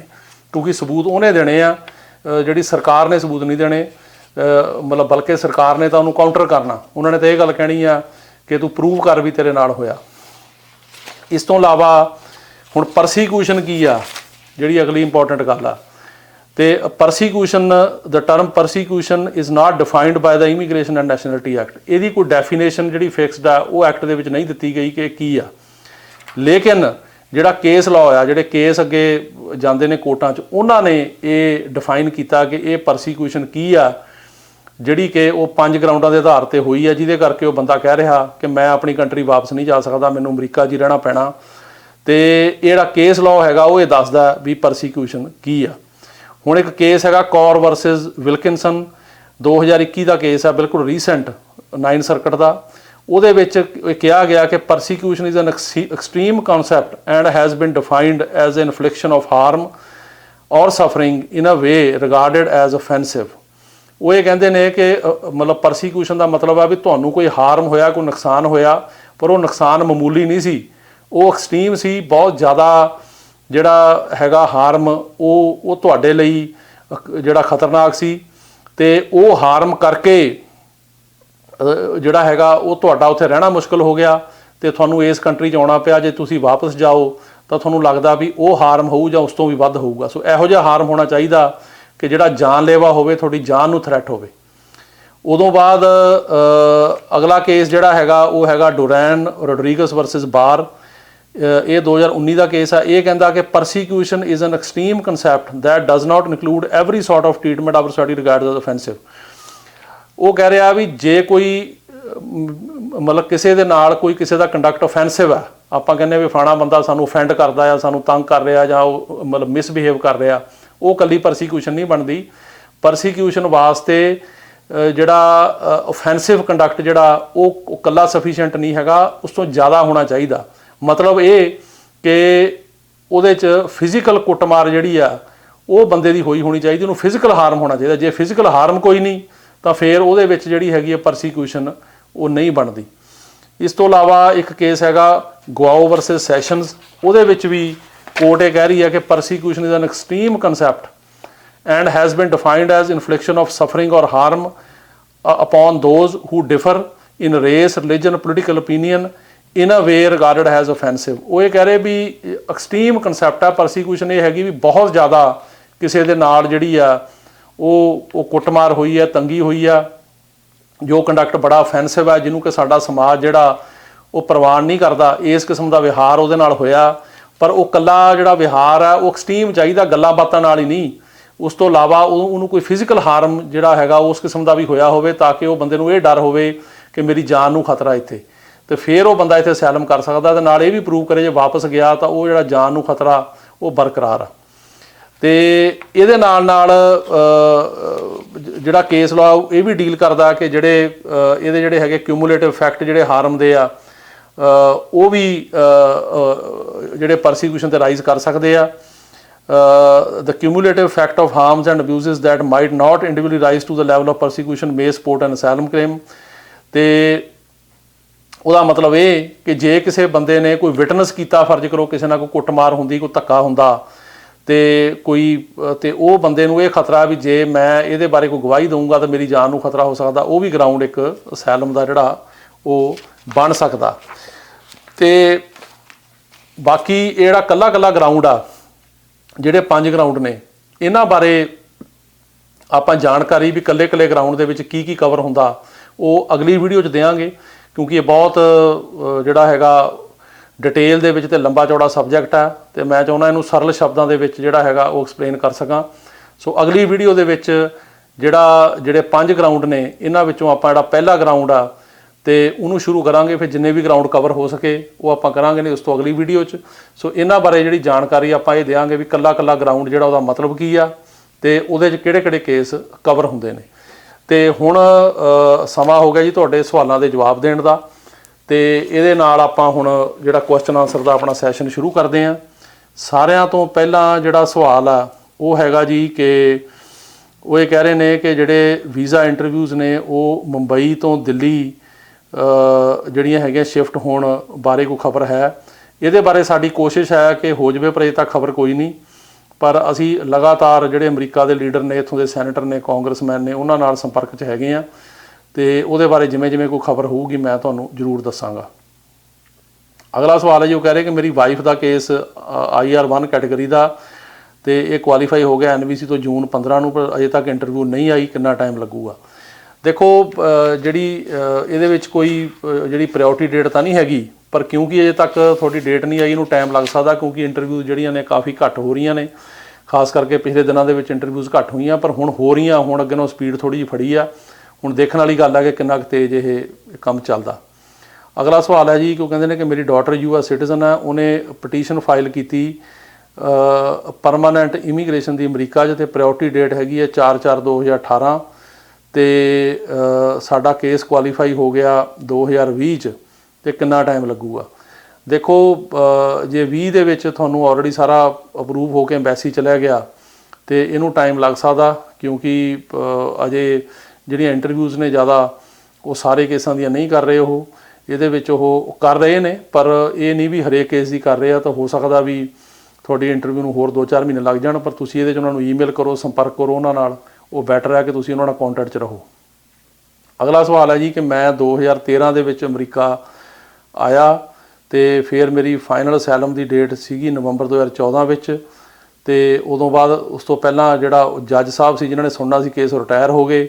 ਫਿਰ ਇੱਕ ਹੋਰ ਜੱਜ ਦੇ ਕੋਲ ਡੇਟ ਚਲੀ ਗਈ ਜਿਹੜੀ ਕਿ ਮਾਰਚ 21 'ਚ ਸੀਗੀ, ਤੇ ਉਹ ਚੇਂਜ ਹੋ ਗਈ, ਤੇ ਚੇਂਜ ਹੋ ਕੇ ਚਲੀ ਗਈ ਜੂਨ 2023 'ਚ। ਤੇ ਮੇਰਾ ਕੁਐਸਚਨ ਹੈਗਾ ਕਿ ਮੈਂ ਕੋਈ ਮੋਸ਼ਨ ਫਾਈਲ ਕਰ ਸਕਦਾ। ਦੇਖੋ ਹਾਂ, ਸਰਟਨਲੀ ਤੁਸੀਂ ਜਿਹੜਾ ਹੈਗਾ ਕੋਰਟ ਦੇ ਆਪਣੇ ਵਕੀਲ ਸਾਹਿਬ ਨੂੰ ਕਹੋ, ਤੁਹਾਡਾ ਵਕੀਲ ਮੋਸ਼ਨ ਫਾਈਲ ਕਰ ਸਕਦਾ ਜੱਜ ਅੱਗੇ ਕਿ ਮੇਰਾ ਕੇਸ ਪਹਿਲਾਂ ਸੁਣਿਆ ਜਾਵੇ। ਅਸੀਂ ਕਈ ਮੋਸ਼ਨਾਂ ਫਾਈਲ ਕੀਤੀਆਂ ਨੇ, ਉਹਨਾਂ ਵਿੱਚੋਂ ਤਕਰੀਬਨ 80% ਕੇਸਾਂ ਦੇ ਵਿੱਚ ਜਿਹੜੀਆਂ ਡੇਟਾਂ ਆ ਗਈਆਂ। ਸੋ ਜੱਜ ਜਿਹੜੀ ਵੀ ਫਸਟ ਅਵੇਲੇਬਲ ਡੇਟ ਹੁੰਦੀ ਆ ਉਹ ਦੇ ਦਿੰਦੇ ਆ, ਸੋ ਅਕੋਮੋਡੇਟ ਕਰਦੇ ਆ। ਸੋ ਉਹ ਪਰ ਵਕੀਲ ਹੀ ਕਰ ਸਕਦਾ ਮੋਸ਼ਨ, ਤੇ ਤੁਹਾਡਾ ਵਕੀਲ ਕਰੇ। ਪਰ ਜੇ ਉਹ ਨਹੀਂ ਕਰ ਸਕਦਾ ਤਾਂ ਫਿਰ ਤੁਸੀਂ ਮੇਰੇ ਨਾਲ ਕੰਟੈਕਟ ਕਰ ਲਿਓ। ਮੇਰਾ ਜਿਹੜੀ ਈਮੇਲ ਹੈਗੀ ਹੈ jpsinghattorney@gmail, ਨੰਬਰ ਹੈਗਾ 9179154142। ਮੋਸ਼ਨ ਕੀਤੀ ਜਾ ਸਕਦੀ ਹੈ। ਅਗਲਾ ਸਵਾਲ ਹੈ ਜੀ ਕਿ ਉਹ ਕਹਿੰਦੇ ਨੇ ਕਿ ਮੇਰਾ ਕੇਸ ਜਿਹੜਾ ਹੈਗਾ 2019 'ਚ ਅਪਲਾਈ ਕੀਤਾ ਗਿਆ, ਤੇ ਉਸ ਤੋਂ ਬਾਅਦ NVC ਨੇ ਸਾਰੇ ਪੇਪਰ ਜੂਨ 'ਚ ਅਪਰੂਵ ਕਰਤੇ, ਕਿੰਨਾ ਟਾਈਮ ਲੱਗੂਗਾ। ਤੇ ਮੇਰੀ ਹੁਣ ਉਮਰ 21 ਸਾਲ ਦੀ ਹੋ ਗਈ, ਅਪਲਾਈ ਕੀਤਾ ਸੀ ਉਦੋਂ 19 ਸੀਗੀ, ਤੇ 2 ਸਾਲ ਦਾ ਤਾਂ ਵੈਸੇ ਡਿਲੇ ਹੋ ਗਿਆ। ਦੇਖੋ ਇਸ ਤਰ੍ਹਾਂ ਕਿ ਟਾਈਮ ਲੱਗ ਰਿਹਾ, ਕਿਉਂਕਿ ਇਹਨਾਂ ਸਾਰੇ ਕੇਸਾਂ ਦੇ ਵਿੱਚ ਐਮਬੈਸੀ ਜਿਹੜੀ ਉਹ ਆਪਣਾ ਟਾਈਮ ਲੈ ਰਹੀ ਹੈ। ਸੋ ਇਹਦੇ 'ਚ ਅਜੇ ਕੁਝ ਨਹੀਂ ਕਹਿ ਸਕਦੇ ਕਦੋਂ ਡੇਟ ਆਊਗੀ। ਹੋ ਸਕਦਾ ਮਹੀਨਾ ਲੱਗੇ, 2 ਮਹੀਨੇ ਲੱਗਣ। ਤੁਸੀਂ ਲਿੰਕ ਰੱਖੋ। ਜਿਹੜੀ 21 ਸਾਲ ਦੀ ਗੱਲ ਆ ਉਹ ਹੈਗਾ ਵੀ ਚਾਈਲਡ ਸਟੇਟਸ ਪ੍ਰੋਟੈਕਸ਼ਨ ਐਕਟ ਜੇ ਤੁਹਾਨੂੰ ਕਵਰ ਕਰਦਾ ਤਾਂ ਫਿਰ ਤੁਸੀਂ 21 ਸਾਲ ਦੇ ਵੀ ਉਹਦੇ 'ਚ ਕਵਰ ਹੋ ਸਕਦੇ ਹੋ। ਅਗਲਾ ਸਵਾਲ ਹੈ ਜੀ ਕਿ I-730 ਪਟੀਸ਼ਨ ਕੀਤੀ ਸੀਗੀ ਨਵੰਬਰ 2019 'ਚ, ਅਜੇ ਤੱਕ ਕੋਈ ਉਹਦਾ ਜਿਹੜਾ ਹੈਗਾ ਉਹ ਅਪਰੂਵਲ ਵਗੈਰਾ ਨਹੀਂ ਆਈ। ਜਵਾਬ ਨਹੀਂ, ਕਿੰਨਾ ਟਾਈਮ ਲੱਗੂਗਾ। I-730 ਪਟੀਸ਼ਨ ਤਾਂ ਅਸਾਈਲਮ ਵਾਲਿਆਂ ਦੀ ਹੁੰਦੀ ਹੈ। ਅਸਾਈਲਮ ਕਿਸੇ ਦਾ ਕੇਸ ਪਾਸ ਹੋ ਜਾਂਦਾ, ਉਹ ਆਪਣੇ ਹਸਬੈਂਡ ਵਾਈਫ ਤੇ ਬੱਚਿਆਂ ਲਈ ਪਟੀਸ਼ਨ ਕਰਦੇ ਆ, ਤੇ ਉਹ ਪਟੀਸ਼ਨ ਦੀ ਗੱਲ ਕਰ ਰਹੇ ਆ। ਅਜੇ 19 ਇਹਨੂੰ ਤਕਰੀਬਨ 2 ਸਾਲ ਤੋਂ ਉੱਪਰ ਲੱਗ ਰਹੇ ਆ। ਸੋ ਤੁਸੀਂ ਜੇ 18 ਨਵੰਬਰ 2019 'ਚ ਕੀਤੀ ਆ ਤਾਂ ਨਵੰਬਰ 2021 'ਚ 2 ਸਾਲ ਹੋਣਗੇ ਤੁਹਾਨੂੰ, ਤੇ ਉਦੋਂ ਜ਼ਿਆਦਾ ਟਾਈਮ ਲੱਗ ਸਕਦਾ। ਅੱਜ ਕੱਲ੍ਹ 2 ਸਾਲ ਤੋਂ ਵੱਧ ਟਾਈਮ ਲੱਗ ਰਿਹਾ। ਅਗਲਾ ਸਵਾਲ ਹੈ ਜੀ ਕਿ ਮੇਰੀ ਸਿਸਟਰ ਨੇ ਮੇਰੇ ਤੇ ਨੈਫਿਊ ਅਮਰੀਕਾ ਦੇ ਵਿੱਚ 2015 'ਚ ਆਏ, 2 ਵਾਰੀ ਆ ਗਏ, ਤੀਜੀ ਵਾਰੀ ਉਹਨਾਂ ਨੂੰ ਡਿਪੋਰਟ ਕਰ ਦਿੱਤਾ। ਦੁਬਾਰਾ ਆ ਸਕਦੇ ਆ। ਮੁਸ਼ਕਿਲ ਹੈ ਜੀ, ਕਿਉਂਕਿ ਜਦੋਂ ਡਿਪੋਰਟ ਕਰਦੇ ਆ 5 ਸਾਲ ਦਾ ਬਾਰ ਲਾ ਦਿੰਦੇ ਆ, ਤੇ ਉਹ ਬਾਰ ਤੋਂ ਪਹਿਲਾਂ ਤਾਂ ਆ ਹੀ ਨਹੀਂ ਸਕਦੇ, ਪਰ ਬਾਰ ਤੋਂ ਬਾਅਦ ਵੀ ਜਿਹੜਾ ਵਿਜ਼ਟਰ ਵੀਜ਼ਾ ਵਗੈਰਾ ਜਾਂ ਐਂਟਰੀ ਨਹੀਂ ਦਿੰਦੇ। ਸੋ ਉਹਨਾਂ ਦਾ ਆਉਣਾ ਬਹੁਤ ਮੁਸ਼ਕਿਲ ਆ।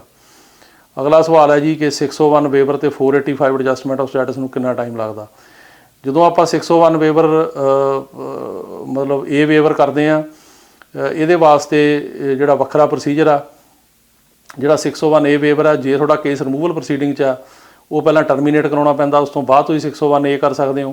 ਜੇ ਰਿਮੂਵਲ ਪ੍ਰੋਸੀਡਿੰਗ 'ਚ ਨਹੀਂ ਤੇ ਤੁਸੀਂ ਜਿਹੜਾ ਹੈਗਾ 601 ਵੇਵਰ USCIS ਕੋਲ ਅਪਲਾਈ ਕਰ ਸਕਦੇ ਹੋ, ਤੇ ਉਹਨੂੰ ਤਕਰੀਬਨ ਅੱਜ ਕੱਲ੍ਹ ਐਨੀਵੇਅਰ ਬਿਟਵੀਨ 8 ਮਹੀਨੇ ਤੋਂ ਲੈ ਕੇ 1.5 ਸਾਲ ਦਾ ਟਾਈਮ ਲੱਗ ਰਿਹਾ, ਕਾਫੀ ਟਾਈਮ ਲੱਗ ਰਿਹਾ। ਸੋ ਇਹਦੇ 'ਚ ਤੁਹਾਨੂੰ ਜੇ ਅਪਲਾਈ ਕੀਤਾ ਤਾਂ ਵੇਟ ਕਰਨੀ ਪੈਣੀ ਆ। ਅਗਲਾ ਸਵਾਲ ਹੈ ਜੀ ਕਿ F4 ਕੈਟਾਗਰੀ ਸਾਡਾ ਕੇਸ ਆ, ਤੇ ਜੇ ਪਟੀਸ਼ਨ ਅਪਰੂਵ ਹੋ ਜਾਵੇ ਉਸ ਤੋਂ ਬਾਅਦ ਬੱਚਾ ਐਡ ਹੋ ਸਕਦਾ। ਹਾਂਜੀ, ਹੋ ਸਕਦਾ। ਤੇ ਤੁਸੀਂ ਉਹਨਾਂ ਨੂੰ ਆਪਣੇ ਬੱਚੇ ਦਾ ਬਰਥ ਸਰਟੀਫਿਕੇਟ ਭੇਜੋ, ਤੇ ਉਹ ਫਿਰ ਉਹਦੇ ਨਾਲ ਜਿਹੜਾ ਹੈਗਾ ਲੈਟਰ ਲਿਖ ਕੇ ਭੇਜੋ, ਤਾਂ ਉਹ ਫਿਰ ਐਡ ਕਰ ਦਿੰਦੇ ਆ। ਬੱਚਾ ਤੁਹਾਡੀ ਇੰਟਰਵਿਊ ਤੋਂ ਪਹਿਲਾਂ ਜਦੋਂ ਮਰਜ਼ੀ ਜੇ ਹੋਇਆ ਤਾਂ ਐਡ ਹੋ ਸਕਦਾ, ਕੋਈ ਪ੍ਰੋਬਲਮ ਨਹੀਂ। ਸਿਰਫ ਇਹੀ ਪ੍ਰੂਵ ਕਰਨਾ ਪੈਂਦਾ ਕਿ ਤੁਹਾਡਾ ਆਪਣਾ ਬੱਚਾ। ਅਗਲਾ ਸਵਾਲ ਹੈ ਜੀ ਕਿ ਮੇਰੀ ਵਾਈਫ US ਸਿਟੀਜ਼ਨ ਹੈ, ਮੇਰੀ ਅਪਰੂਵਲ 8 ਮਈ 2020 ਨੂੰ ਆ ਗਈ ਸੀ, ਮੇਰੀ ਇੰਟਰਵਿਊ ਕਦੋਂ ਆਊਗੀ। ਅਪਰੂਵਲ ਤਾਂ ਆ ਗਈ ਆ, ਪਰ ਇਹਨੂੰ ਅੱਜ ਕੱਲ੍ਹ ਟਾਈਮ ਲੱਗ ਰਿਹਾ। ਆਮ ਤੌਰ 'ਤੇ ਇਹਨੂੰ ਅੱਗੇ ਪਹਿਲਾਂ ਕਿਸੇ ਟਾਈਮ 'ਤੇ 6 ਤੋਂ 8 ਮਹੀਨੇ ਲੱਗਦੇ ਸੀਗੇ, ਪਰ ਹੁਣ ਅੱਜ ਕੱਲ੍ਹ ਤਕਰੀਬਨ ਸਾਲ ਤੋਂ 1.5 ਸਾਲ ਲੱਗ ਰਿਹਾ। ਸੋ ਤੁਸੀਂ ਇਹਦਾ ਪਤਾ ਕਰੋ, ਇਹਦੇ ਬਾਰੇ ਇਨਕੁਆਇਰੀ ਕਰੋ, ਪਰ ਇਹਨੂੰ ਟਾਈਮ ਜਿਹੜਾ ਹੈਗਾ ਉਹ ਅੱਜ ਕੱਲ੍ਹ ਕਾਫੀ ਡਿਲੇ ਚੱਲ ਰਹੀ ਆ। ਅਗਲਾ ਸਵਾਲ ਹੈ ਜੀ ਕਿ ਉਹ ਕਹਿੰਦੇ ਨੇ ਕਿ 2020 ਦੇ ਵਿੱਚ ਅਸੀਂ ਅਪਲਾਈ ਜਿਹੜਾ ਕੇਸ ਕੀਤਾ ਸੀ ਅਪ੍ਰੈਲ ਦੇ ਵਿੱਚ, ਤੇ ਉਸ ਤੋਂ ਬਾਅਦ जनवरी 2021 ਦੇ ਵਿੱਚ ਸਾਡੀ ਜਿਹੜੀ ਹੈਗੀ ਆ ਉਹ ਕੇਸ 'ਤੇ ਫਰਦਰ ਕਾਰਵਾਈ ਹੋਈ ਤੇ ਇੰਟਰਵਿਊ ਕਦੋਂ ਆਊਗੀ। ਵਿਆਹ ਦੇ ਕੇਸ ਦੀ ਗੱਲ ਕਰ ਰਹੇ ਆ। ਵਿਆਹ ਦੇ ਕੇਸ ਦੋਨਾਂ ਕੈਟਾਗਰੀਆਂ 'ਚ ਜਿਹੜੇ ਗ੍ਰੀਨ ਕਾਰਡ ਹੋਲਡਰ ਦੇ ਸਪਾਊਸਸ ਨੇ ਤੇ ਜਾਂ ਸਿਟੀਜ਼ਨ ਦੇ ਨੇ ਉਹ ਕਰੰਟ ਨੇ, ਉਹ 'ਤੇ ਕੋਈ ਪ੍ਰਾਇਓਰਟੀ ਡੇਟ ਨਹੀਂ ਹੈਗੀ। ਪਰ ਇੰਟਰਵਿਊਆਂ ਜਿਹੜੀਆਂ ਨੇ ਉਹਨੂੰ ਟਾਈਮ ਲੱਗ ਰਿਹਾ, ਸੋ ਵੇਟ ਕਰਨੀ ਪਊਗੀ। ਤੁਸੀਂ ਇਨਕੁਆਇਰੀ ਕਰ ਸਕਦੇ ਹੋ ਜਾਂ ਤੁਹਾਡਾ ਕੋਈ ਵਕੀਲ ਆ ਉਹਨੂੰ ਕੋਈ ਇਨਕੁਆਇਰੀ ਕਰੇ, ਪਰ ਡਿਲੇ ਚੱਲ ਰਹੀ ਹੈ। ਅਗਲਾ ਸਵਾਲ ਹੈ ਜੀ ਕਿ F3 ਕੈਟਾਗਰੀ ਦਾ ਪੇਪਰ ਵਰਕ ਤੇ ਫੀਸ 2019 ਦਸੰਬਰ 'ਚ ਕੰਪਲੀਟ ਹੋ ਗਿਆ ਸੀ ਤੇ ਕੀ ਉਹ ਸਟੂਡੈਂਟ ਵੀਜ਼ੇ ਵਾਸਤੇ ਅਪਲਾਈ ਕਰ ਸਕਦੇ ਨੇ।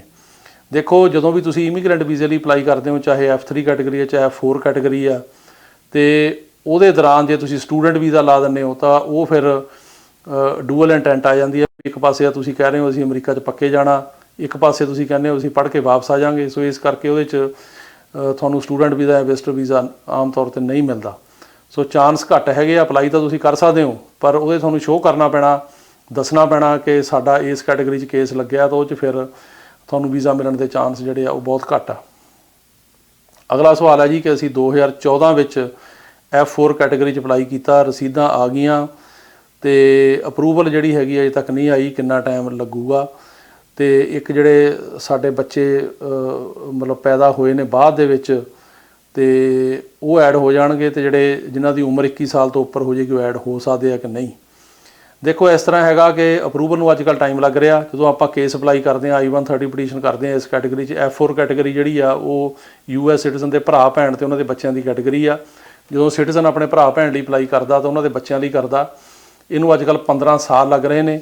ਜਿਹੜਾ ਸਪਟੰਬਰ ਦਾ ਵੀਜ਼ਾ ਬੁਲੇਟਿਨ ਆਇਆ ਇਹਦੇ ਮੁਤਾਬਕ ਉੱਥੇ ਹੁਣ ਤੁਸੀਂ ਦੇਖੋ ਵੀ ਇੱਕ ਅਜੇ 2005 ਹੀ ਚੱਲ ਰਿਹਾ ਤੇ 15 ਸਪਟੰਬਰ 2005 ਚੱਲ ਰਿਹਾ। ਸੋ 15 ਸਾਲ ਤੋਂ ਉੱਪਰ ਟਾਈਮ ਲੱਗ ਰਿਹਾ। ਤੇ ਇਹਦੇ ਵਿੱਚ ਇਹ ਆ ਕਿ ਜਦੋਂ ਅਪਲਾਈ ਕਰਦੇ ਆ ਅਪਰੂਵਲ ਇੱਕਦਮ ਨਹੀਂ ਆ ਜਾਂਦੀ। ਅੱਜ ਕੱਲ੍ਹ ਅਪਰੂਵਲ ਨੂੰ ਆਉਣ ਨੂੰ ਹੀ 8 ਤੋਂ 10 ਸਾਲ ਲੱਗਦੇ ਆ। ਤੇ ਜਿਹੜੇ ਬੱਚੇ 21 ਸਾਲ ਤੋਂ ਉੱਪਰ ਹੋ ਜਾਣ ਉਹ ਚਾਈਲਡ ਸਟੇਟਸ ਪ੍ਰੋਟੈਕਸ਼ਨ ਐਕਟ ਦੇ ਅੰਡਰ ਜੇ ਕਵਰ ਹੁੰਦੇ ਆ ਤਾਂ ਉਹ ਆ ਸਕਦੇ ਆ, ਜੇ ਨਹੀਂ ਹੁੰਦੇ ਤਾਂ ਫਿਰ ਨਹੀਂ ਆ ਸਕਦੇ। ਜੇ ਕੋਈ ਬੱਚਾ ਬਾਅਦ 'ਚ ਪੈਦਾ ਹੁੰਦਾ ਪਟੀਸ਼ਨ ਕਰਨ ਤੋਂ ਜਾਂ ਅਪਰੂਵਲ, ਤੁਸੀਂ ਇਹਨੂੰ ਐਡ ਕਰਾ ਸਕਦੇ ਹੋ। ਉਹ ਤੁਸੀਂ ਜਦੋਂ ਮਰਜ਼ੀ ਐਡ ਕਰਾ ਸਕਦੇ ਹੋ ਇੰਟਰਵਿਊ ਤੋਂ ਪਹਿਲਾਂ। ਅਗਲਾ ਸਵਾਲ ਹੈ ਜੀ ਕਿ ਉਹ ਇਹ ਕਹਿ ਰਹੇ ਆ ਕਿ ਅਸੀਂ ਮੇਰੇ ਫਾਦਰ US ਸਿਟੀਜ਼ਨ ਨੇ, ਉਹਨਾਂ ਨੇ ਮੇਰਾ ਕੇਸ ਅਪਲਾਈ ਕੀਤਾ ਜੁਲਾਈ 2016 'ਚ ਤੇ ਉਸ ਤੋਂ ਬਾਅਦ ਮੇਰੀ 21 ਸਾਲ ਤੋਂ ਉੱਪਰ ਦੀ ਏਜ ਆ, ਮੈਂ ਅਨਮੈਰਿਡ ਹਾਂ ਤੇ ਇਹ ਕਿੰਨਾ ਟਾਈਮ ਲੱਗੂ। ਦੇਖੋ ਜੀ, ਇਹ ਜੇ ਤਾਂ ਤੁਹਾਡੇ ਫਾਦਰ ਨੇ ਗ੍ਰੀਨ ਕਾਰਡ ਹੋਲਡਰ ਤੇ ਉਹਨਾਂ ਨੇ ਤੁਹਾਡਾ ਅਪਲਾਈ ਕੀਤਾ ਉਹ F2B ਕੈਟਾਗਰੀ ਆ, ਤੇ ਜੇ ਉਹਨਾਂ ਨੇ ਐਜ਼ ਏ ਸਿਟੀਜ਼ਨ ਅਪਲਾਈ ਕੀਤਾ ਉਹ ਕੈਟਾਗਰੀ ਹੋਰ ਆ ਤੇ ਉਹਦੇ 'ਚ ਟਾਈਮ ਲੱਗੂਗਾ। ਕਿਉਂਕਿ ਅੱਜ ਕੱਲ੍ਹ ਜਿਹੜੇ ਕੇਸ ਹੈਗੇ ਨੇ ਜਿਹੜੇ ਇੰਡੀਆ ਵਾਸਤੇ ਕੈਟਾਗਰੀ ਚੱਲ ਰਹੀ ਆ ਹੁਣ, ਉਹ F3 ਚੱਲ ਰਹੀ ਹੈਗੀ ਆ 22 ਨਵੰਬਰ 2008, F2B ਚੱਲ ਰਹੀ ਆ ਜੀ 22 ਸਪਟੰਬਰ 2015 ਤੇ F1 ਚੱਲ ਰਹੀ ਆ 1 ਦਸੰਬਰ 2014। ਸੋ ਇਹ ਹੁਣ ਤੁਸੀਂ ਕਲੀਅਰ ਨਹੀਂ ਕੀਤਾ ਵੀ ਉਹ ਕੀ ਨੇ। ਤੇ ਉਹਦੇ 'ਚ ਆਏ ਆ ਕਿ ਉਹ ਜਿਹੜੀ ਜੇ ਉਹ ਸਿਟੀਜ਼ਨ ਨੇ ਉਹਨਾਂ ਨੇ ਤੁਹਾਡਾ ਅਪਲਾਈ ਕੀਤਾ ਆਲਰੇਡੀ ਤੇ 2016 ਦੇ ਵਿੱਚ, ਤੇ ਉੱਥੇ ਹੁਣ ਜਿਹੜੀ ਇਸ ਟਾਈਮ ਚੱਲ ਰਿਹਾ ਉਹ 2014 ਚੱਲ ਰਿਹਾ ਅਨਮੈਰਿਡ ਕੈਟਾਗਰੀ 'ਚ ਇੰਡੀਆ ਦਾ, ਤੇ ਹੋਰਾਂ ਕੰਟਰੀਆਂ ਦਾ ਮੈਂ ਇੰਡੀਆ ਦੀ ਗੱਲ ਕਰ ਰਿਹਾ ਉਹ 2014 ਚੱਲ ਰਿਹਾ ਤੇ ਇਹਨੂੰ ਜਿਹੜੇ ਹੈਗੇ ਆ ਉਹ ਅਜੇ 2 ਸਾਲ ਲੱਗ ਸਕਦੇ ਆ। ਅਗਲਾ ਸਵਾਲ ਹੈ ਜੀ ਕਿ ਮੈਂ ਜਨਵਰੀ ਸਿਟੀਜ਼ਨਸ਼ਿਪ ਅਪਲਾਈ ਕੀਤੀ ਸੀ, ਇੰਟਰਵਿਊ ਕਦੋਂ ਆਵੇਗੀ। ਇਹਨੂੰ ਅੱਜ ਕੱਲ੍ਹ ਇੰਟਰਵਿਊ ਆਉਣ ਨੂੰ ਸਾਲ ਲੱਗ ਰਿਹਾ ਜੀ। ਸੋ ਜੇ ਤੁਸੀਂ ਜਨਵਰੀ 'ਚ ਕੀਤੀ ਆ ਤਾਂ ਆਹ ਸਾਲ ਤੁਹਾਡੀ ਇੰਟਰਵਿਊ ਜਿਹੜੀ ਆ ਉਹ ਅਕਤੂਬਰ ਜਾਂ ਨਵੰਬਰ ਦੇ ਵਿੱਚ ਆ ਸਕਦੀ ਆ ਤੇ ਮਤਲਬ ਹੋ ਸਕਦਾ ਦਸੰਬਰ ਜਨਵਰੀ ਤੱਕ ਵੀ ਚਲੀ ਜਾਵੇ, ਪਰ ਤਕਰੀਬਨ 1 ਸਾਲ ਦਾ ਟਾਈਮ ਹੈਗਾ ਹੀ ਆ। ਅਗਲਾ ਸਵਾਲ ਹੈ ਜੀ ਕਿ F4 ਕੈਟਾਗਰੀ 4 ਮਈ 2006 ਦਾ ਅਪਲਾਈ ਕੀਤਾ, ਕਦੋਂ ਵਾਰੀ ਆਊਗੀ। ਇਹ ਚੱਲ ਰਿਹਾ ਜੀ 15 ਸਤੰਬਰ 2005 ਤੇ ਹੁਣ ਤੁਸੀਂ ਦੇਖ ਲਓ ਵੀ 2006 ਮਈ 'ਚ ਕੀਤਾ, ਇਹ ਸਾਲ 1.5 ਸਾਲ ਹੋਰ ਲੱਗ ਸਕਦਾ ਡਿਪੈਂਡਿੰਗ ਔਨ ਕਿ ਕਿੰਨਾ ਕੁ ਤੇਜ਼ ਚੱਲਦਾ ਹੈ। ਅਗਲਾ ਸਵਾਲ ਹੈ ਜੀ ਕਿ ਕੀ ਉਹ ਕਹਿੰਦੇ ਨੇ ਕਿ ਮੇਰੀ 70 ਸਾਲ ਦੀ ਉਮਰ ਹੈ, ਮੇਰੀ ਵਾਈਫ ਦੀ 67 ਸਾਲ ਦੀ, ਅਸੀਂ ਅਮਰੀਕਾ ਜਾਂ B1 B2 ਵੀਜ਼ੇ 'ਤੇ ਪਿਛਲੇ 5 ਮਹੀਨੇ ਤੋਂ ਤੇ ਆਪਣੀ ਡਾਟਰ ਅਤੇ ਗ੍ਰੈਂਡ ਡਾਟਰ ਦੀ ਟੇਕ ਕੇਅਰ ਕਰ ਰਹੇ ਹਾਂ ਤੇ ਉਹ H1 ਵੀਜ਼ੇ 'ਤੇ ਅਸੀਂ ਕਿੰਨਾ ਕੁ ਫਰੀਕੁਐਂਟਲੀ ਵਿਜ਼ਿਟ ਕਰ ਸਕਦੇ ਹੋ। ਦੇਖੋ ਜੀ, ਇਸ ਤਰ੍ਹਾਂ ਹੈਗਾ ਕਿ ਤੁਹਾਨੂੰ ਜਿਹੜੀ ਐਂਟਰੀ ਮਿਲੀ ਆ ਉਹ 6 ਮਹੀਨੇ ਦੀ ਐਂਟਰੀ ਆ, ਤੁਸੀਂ ਇੱਕ ਵਾਰੀ ਵਧਾ ਸਕਦੇ ਹੋ 6 ਮਹੀਨੇ ਦੀ ਜੇ ਜੈਨੂਇਨ ਰੀਜ਼ਨ ਹੈਗਾ, ਤੇ ਤੁਸੀਂ ਇੱਕਦਮ ਜਾ ਕੇ ਵਾਪਸ ਨਹੀਂ ਆ ਸਕਦੇ। ਜੇ ਤੁਸੀਂ 5 ਮਹੀਨੇ 5.5 ਮਹੀਨੇ ਇੱਥੋਂ ਰਹਿ ਕੇ ਜਾਂਦੇ ਆ ਤਾਂ ਮੁੜ ਕੇ 15 ਦਿਨ ਬਾਅਦ ਫੇਰ ਆ ਜਾਂਦੇ, ਇੱਦਾਂ ਨਹੀਂ ਹੋਣਾ। ਸੋ ਤੁਹਾਨੂੰ ਕੁਛ ਦੇਰ ਬਾਹਰ ਰਹਿਣਾ ਪਊਗਾ ਤਾਂ ਫੇਰ ਆਓ, ਨਹੀਂ ਉਹਨਾਂ ਨੂੰ ਇਹ ਲੱਗਦਾ ਵੀ ਤੁਸੀਂ ਵਿਜ਼ਿਟ ਕਰਨ ਨਹੀਂ ਆ ਰਹੇ, ਕਿਸੇ ਹੋਰ ਪਰਪਸ ਲਈ ਆ ਰਹੇ ਆ। ਪਰ ਤੁਸੀਂ ਐਂਟਰੀ ਆਪਣੀ ਜ਼ਰੂਰ ਵਧਾ ਸਕਦੇ ਹੋ ਜੇ ਕੋਈ ਵੈਲਿਡ ਰੀਜ਼ਨ ਹੈਗਾ, ਤੇ ਉਹ 6 ਮਹੀਨੇ ਵਾਸਤੇ ਵੱਧ ਜਾਂਦੀ ਹੈ। ਅਗਲਾ ਸਵਾਲ ਹੈ ਜੀ ਕਿ ਸਾਡੇ ਬਾਇਓਮੈਟ੍ਰਿਕ ਜਿਹੜੇ ਨੇ ਉਹ 4 ਮਹੀਨੇ ਪਹਿਲਾਂ ਹੋ ਗਏ ਸੀ ਸੈਲਮ ਕੇਸ ਦੇ, ਉਸ ਤੋਂ ਬਾਅਦ ਕੋਈ ਇੰਟਰਵਿਊ ਨਹੀਂ ਆਈ, ਤੇ ਇਹਦਾ ਕੀ ਪ੍ਰੋਸੀਜਰ ਹੈ? ਦੇਖੋ, ਇਸ ਤਰ੍ਹਾਂ ਹੁੰਦਾ ਜਦੋਂ ਆਪਾਂ ਸੈਲਮ ਦਾ ਕੇਸ ਲਾਉਂਦੇ ਆ, ਉਦੋਂ ਬਾਅਦ ਇਹਦੇ ਫਿੰਗਰਪ੍ਰਿੰਟ ਆ ਜਾਂਦੇ ਬਾਇਓਮੈਟ੍ਰਿਕ, ਉਸ ਤੋਂ ਬਾਅਦ ਉਹਨਾਂ ਦੀ ਮਰਜ਼ੀ ਹੈ ਇੰਟਰਵਿਊ ਕਰਨ ਦੀ। ਕਈਆਂ ਦੀ ਇੰਟਰਵਿਊ ਤਾਂ ਮਹੀਨੇ, 1.5 ਮਹੀਨੇ ਜਾਂ 2 ਮਹੀਨੇ 'ਚ ਆ ਜਾਂਦੀ ਆ, ਕਈਆਂ ਦੀ ਸਾਲ 2 ਸਾਲ ਨਹੀਂ ਆਉਂਦੀ। ਸੋ ਜੇ ਨਹੀਂ ਇੰਟਰਵਿਊ ਆਈ ਤਾਂ ਤੁਸੀਂ ਆਪਣਾ ਵਰਕ ਪਰਮਿਟ ਜਿਹੜਾ ਉਹ 6 ਮਹੀਨੇ ਬਾਅਦ ਲੈ ਸਕਦੇ ਹੋ, ਜੇ ਤੁਸੀਂ ASAP ਦੇ ਮੈਂਬਰ ਹੋ।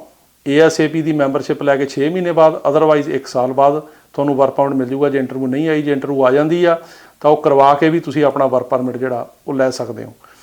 ਅਗਲਾ ਸਵਾਲ ਹੈ ਜੀ ਕਿ ਮੇਰੀ ਸਿਸਟਰ ਨੇ ਸਾਡਾ 2006 'ਚ ਅਪਲਾਈ ਕੀਤਾ ਸੀ, ਕਿ ਇਹਨੂੰ ਕਿੰਨਾ ਟਾਈਮ ਲੱਗੂਗਾ? ਅਜੇ F4 ਕੈਟੇਗਰੀ ਚੱਲ ਰਿਹਾ ਜੀ, 15 ਸਤੰਬਰ 2005, ਤੇ ਇਹਨੂੰ ਅਜੇ ਹੁਣ 6 ਪਤਾ ਨਹੀਂ ਕਿਹੜੇ ਮਹੀਨੇ ਤੁਹਾਡਾ ਕੀਤਾ। ਜੇ ਤਾਂ 6 ਦੇ ਸ਼ੁਰੂ 'ਚ ਕੀਤਾ ਫਿਰ ਤਾਂ ਅਜੇ 5-6 ਮਹੀਨੇ ਲੱਗਣਗੇ ਹੋਰ, ਜੇ 6 ਦੇ ਐਂਡ ਜੇ 'ਚ ਕੀਤਾ ਫਿਰ ਸਾਲ 1.5 ਸਾਲ ਵੀ ਲੱਗ ਸਕਦਾ। ਅਗਲਾ ਸਵਾਲ ਹੈ ਜੀ ਕਿ ਮੇਰਾ ਸੈਲਮ ਕੇਸ ਸੈਨ ਫਰਾਂਸਿਸਕੋ ਕੋਰਟ ਤੋਂ ਰਿਜੈਕਟ ਹੋ ਗਿਆ ਸੀ, ਫਿਰ ਮੈਂ ਅਪੀਲ ਕੀਤੀ BIA 'ਚ ਫਰਵਰੀ 2020, ਕਿੰਨਾ ਟਾਈਮ ਲੱਗੂਗਾ? ਅਪੀਲਾਂ ਜਿਹੜੀਆਂ ਨੇ ਨੌਨ ਡਿਟੈਂਸ਼ਨ ਕੇਸਾਂ ਦੀਆਂ ਅੱਜ ਕੱਲ੍ਹ 1.5 ਤੋਂ 2 ਸਾਲ ਅਪੀਲ ਦੇ ਵਿੱਚ ਲੱਗ ਰਹੇ ਆ। ਡਿਟੈਂਸ਼ਨ ਕੇਸਾਂ ਦਾ ਛੇਤੀ ਹੋ ਜਾਂਦਾ, ਤੇ ਜਿਹੜੇ ਬਾਹਰ ਨੇ ਬੰਦੇ ਉਹਨਾਂ ਦੀਆਂ ਅਪੀਲਾਂ ਨੂੰ 1.5 ਤੋਂ 2 ਸਾਲ ਲੱਗਦੇ ਆ ਜੀ। ਅਗਲਾ ਸਵਾਲ ਹੈ ਜੀ ਕਿ ਇਹ ਦੱਸੋ ਕਿ US ਜਿਹੜਾ ਹੈਗਾ ਉਹ ਟਰੈਵਲ B1 B2 ਵੀਜ਼ਾ ਕਦੋਂ ਖੁੱਲ੍ਹੇਗਾ? ਇਹਦੇ ਬਾਰੇ ਕੁਝ ਨਹੀਂ ਕਹਿ ਸਕਦੇ ਜੀ, ਅਜੇ ਬੰਦ ਆ ਉਹ, ਤੇ ਉਹਨੂੰ ਟਾਈਮ ਅਜੇ ਲੱਗੂਗਾ। ਤੇ ਹੁਣ ਦੇਖਦੇ ਹਾਂ ਵੀ ਕਿੰਨਾ ਟਾਈਮ ਲੱਗਦਾ, ਕਿਉਂਕਿ ਪਿੱਛੇ ਤਾਂ ਇਹਨਾਂ ਨੇ ਕਿਹਾ ਸੀ ਵੀ ਅਜੇ ਨਹੀਂ ਅਸੀਂ ਬੈਨ ਖੋਲ੍ਹਣਾ, ਹੋ ਸਕਦਾ ਮਹੀਨਾ ਲੱਗੇ, 2 ਲੱਗਣੇ, ਦੇ ਬਾਰੇ ਕੁਝ ਨਹੀਂ ਕਹਿ ਸਕਦੇ। ਅਗਲਾ ਸਵਾਲ ਹੈ ਜੀ ਕਿ ਵਿਜ਼ਟਰ ਵੀਜ਼ਾ ਸਟੂਡੈਂਟ ਵੀਜ਼ੇ 'ਚ ਕਨਵਰਟ ਹੋ ਸਕਦਾ ਕਿ ਨਹੀਂ?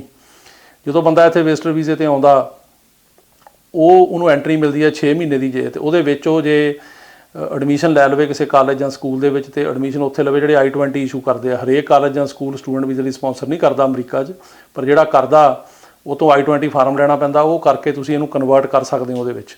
ਸੋ ਕਨਵਰਸ਼ਨ ਜਿਹੜੀ ਅਲਾਊਡ ਆ ਸਟੂਡੈਂਟ ਤੋਂ F1 ਦੇ ਵਿੱਚ ਹੋ ਜਾਂਦੀ, ਉਹ 'ਚ ਕੋਈ ਪ੍ਰੋਬਲਮ ਨਹੀਂ। ਅਗਲਾ ਸਵਾਲ ਹੈ ਜੀ ਕਿ ਮੇਰੀ ਸਿਸਟਰ ਨੇ, ਉਹ ਕਹਿੰਦੇ ਸਾਡਾ 2012 'ਚ ਅਪਲਾਈ ਕੀਤਾ, ਮੇਰੇ ਬੱਚਿਆਂ ਦੀ ਉਮਰ ਹੁਣ 19 ਸਾਲ ਤੇ 17 ਸਾਲ ਆ, ਤੇ ਅਪਰੂਵਲ ਨਹੀਂ ਆਈ, ਤੇ ਉਹਨਾਂ ਦਾ ਜਿਹੜਾ ਹੈਗਾ ਉਹ ਕਵਰ ਹੋਣਗੇ ਕਿ ਨਹੀਂ? ਜੇ 2012 'ਚ ਅਪਲਾਈ ਕੀਤਾ, ਤੁਸੀਂ F4 ਕੈਟੇਗਰੀ ਦੀ ਗੱਲ ਕਰ ਰਹੇ ਹੋ ਜੀ, 2005 ਚੱਲ ਰਿਹਾ, ਜੇ ਤਾਂ ਬਹੁਤ ਸਾਲ ਲੱਗਣਗੇ, ਇਹਨੂੰ ਘੱਟੋ ਘੱਟ 6-7 ਸਾਲ। ਉਦੋਂ ਤੁਹਾਡੇ ਬੱਚਿਆਂ ਦੀ ਉਮਰ ਜੇ ਅੱਜ ਹੁਣ 19-17 ਆ ਤਾਂ 25-26 ਹੋ ਜਾਣੀ ਆ। ਇਹ ਡਿਪੈਂਡ ਕਰੂਗਾ ਅਪਰੂਵਲ 'ਤੇ, ਕਿ ਅਪਰੂਵਲ ਕਦੋਂ ਆਉਂਦੀ ਆ। ਤੇ ਜੇ ਉਹ ਅਪਰੂਵਲ ਦਾ, ਕਿਉਂਕਿ ਜਿਹੜਾ ਹੈਗਾ ਚਾਈਲਡ ਸਟੈਟਸ ਪ੍ਰੋਟੈਕਸ਼ਨ ਐਕਟ ਜੇ ਕਵਰ ਕਰੇਗਾ ਤਾਂ ਬੱਚੇ ਆ ਸਕਦੇ ਆ। ਉਹਦੀ ਕੈਲਕੂਲੇਸ਼ਨ ਇਹ ਆ ਕਿ ਪਹਿਲਾਂ ਜਦੋਂ ਅਪਲਾਈ ਕੀਤਾ, ਜਿਵੇਂ ਹੁਣ ਅਗਸਤ 2012 'ਚ ਅਪਲਾਈ ਕੀਤਾ, ਉਹ ਡੇਟ ਦੇਖੋ, ਉਦੋਂ ਬਾਅਦ ਕੇਸ ਅਪਰੂਵ ਕਦੋਂ ਹੁੰਦਾ ਉਹ ਦੇਖੋ। ਅੱਜ ਕੱਲ੍ਹ 8 ਤੋਂ 9 ਸਾਲ ਲੱਗ ਰਿਹਾ ਅਪਰੂਵ ਹੋਣ ਨੂੰ। ਉਦੋਂ ਬਾਅਦ ਜਦੋਂ ਡੇਟ ਕਰੰਟ ਹੋਊਗੀ ਤੁਹਾਡੀ, ਉਹ ਟਾਈਮ ਦੇਖੋ। ਜੇ ਉਸ ਟਾਈਮ 'ਤੇ ਜੋ ਵੀ ਬੱਚੇ ਦੀ ਉਮਰ ਆ, ਉਹਨੂੰ ਤੁਸੀਂ ਅਪਰੂਵਲ ਤੇ ਅਪਲਾਈ ਕਰਨ ਦੇ ਟਾਈਮ ਦੇ ਵਿੱਚੋਂ ਕੱਢੋ, ਤੇ ਜੇ ਉਹ ਕੱਢ ਕੇ 21 ਸਾਲ ਤੋਂ ਘੱਟ ਰਹਿ ਜਾਂਦੀ ਆ ਤਾਂ ਉਹ ਤੁਸੀਂ ਆ ਸਕਦੇ ਹੋ। ਇਹਦਾ ਮਤਲਬ ਇਹ ਹੋਇਆ ਕਿ ਜੇ ਤੁਹਾਡੀ ਅਪਰੂਵਲ ਨੂੰ ਜ਼ਿਆਦਾ ਟਾਈਮ ਲੱਗ ਰਿਹਾ ਤਾਂ ਤੁਹਾਡੇ ਆਉਣ ਦੇ ਚਾਂਸ ਜ਼ਿਆਦਾ ਨੇ, ਕਿਉਂਕਿ ਉਹ ਟਾਈਮ ਉਹਦੇ ਵਿੱਚੋਂ ਕੱਢਿਆ ਜਾਣਾ। ਸੋ ਇਹ ਹੁਣ ਦੇਖਣ ਵਾਲੀ ਗੱਲ ਆ ਕਿ ਅਪਰੂਵਲ ਕਦੋਂ ਤੁਹਾਡੀ ਆਉਂਦੀ ਆ, ਤੇ ਦੂਸਰਾ ਇਹ ਕਿ ਜਿਹੜਾ ਹੈਗਾ ਤੁਹਾਡੀ ਪ੍ਰਾਇਓਰਟੀ ਡੇਟ ਕਦੋਂ ਕਰੰਟ ਹੁੰਦੀ ਆ, ਤੇ ਉਸ ਟਾਈਮ ਬੱਚਿਆਂ ਦੀ ਕੀ ਉਮਰ ਆ। ਅਗਲਾ ਸਵਾਲ ਹੈ ਜੀ ਕਿ ਦਿੱਲੀ ਐਮਬੈਸੀ 'ਚ ਟਰਾਂਸਫਰ ਹੁੰਦਾ ਤਾਂ ਬੈਕਲੌਗ ਜਿਹੜਾ ਕੋਈ ਘਟੇਗਾ?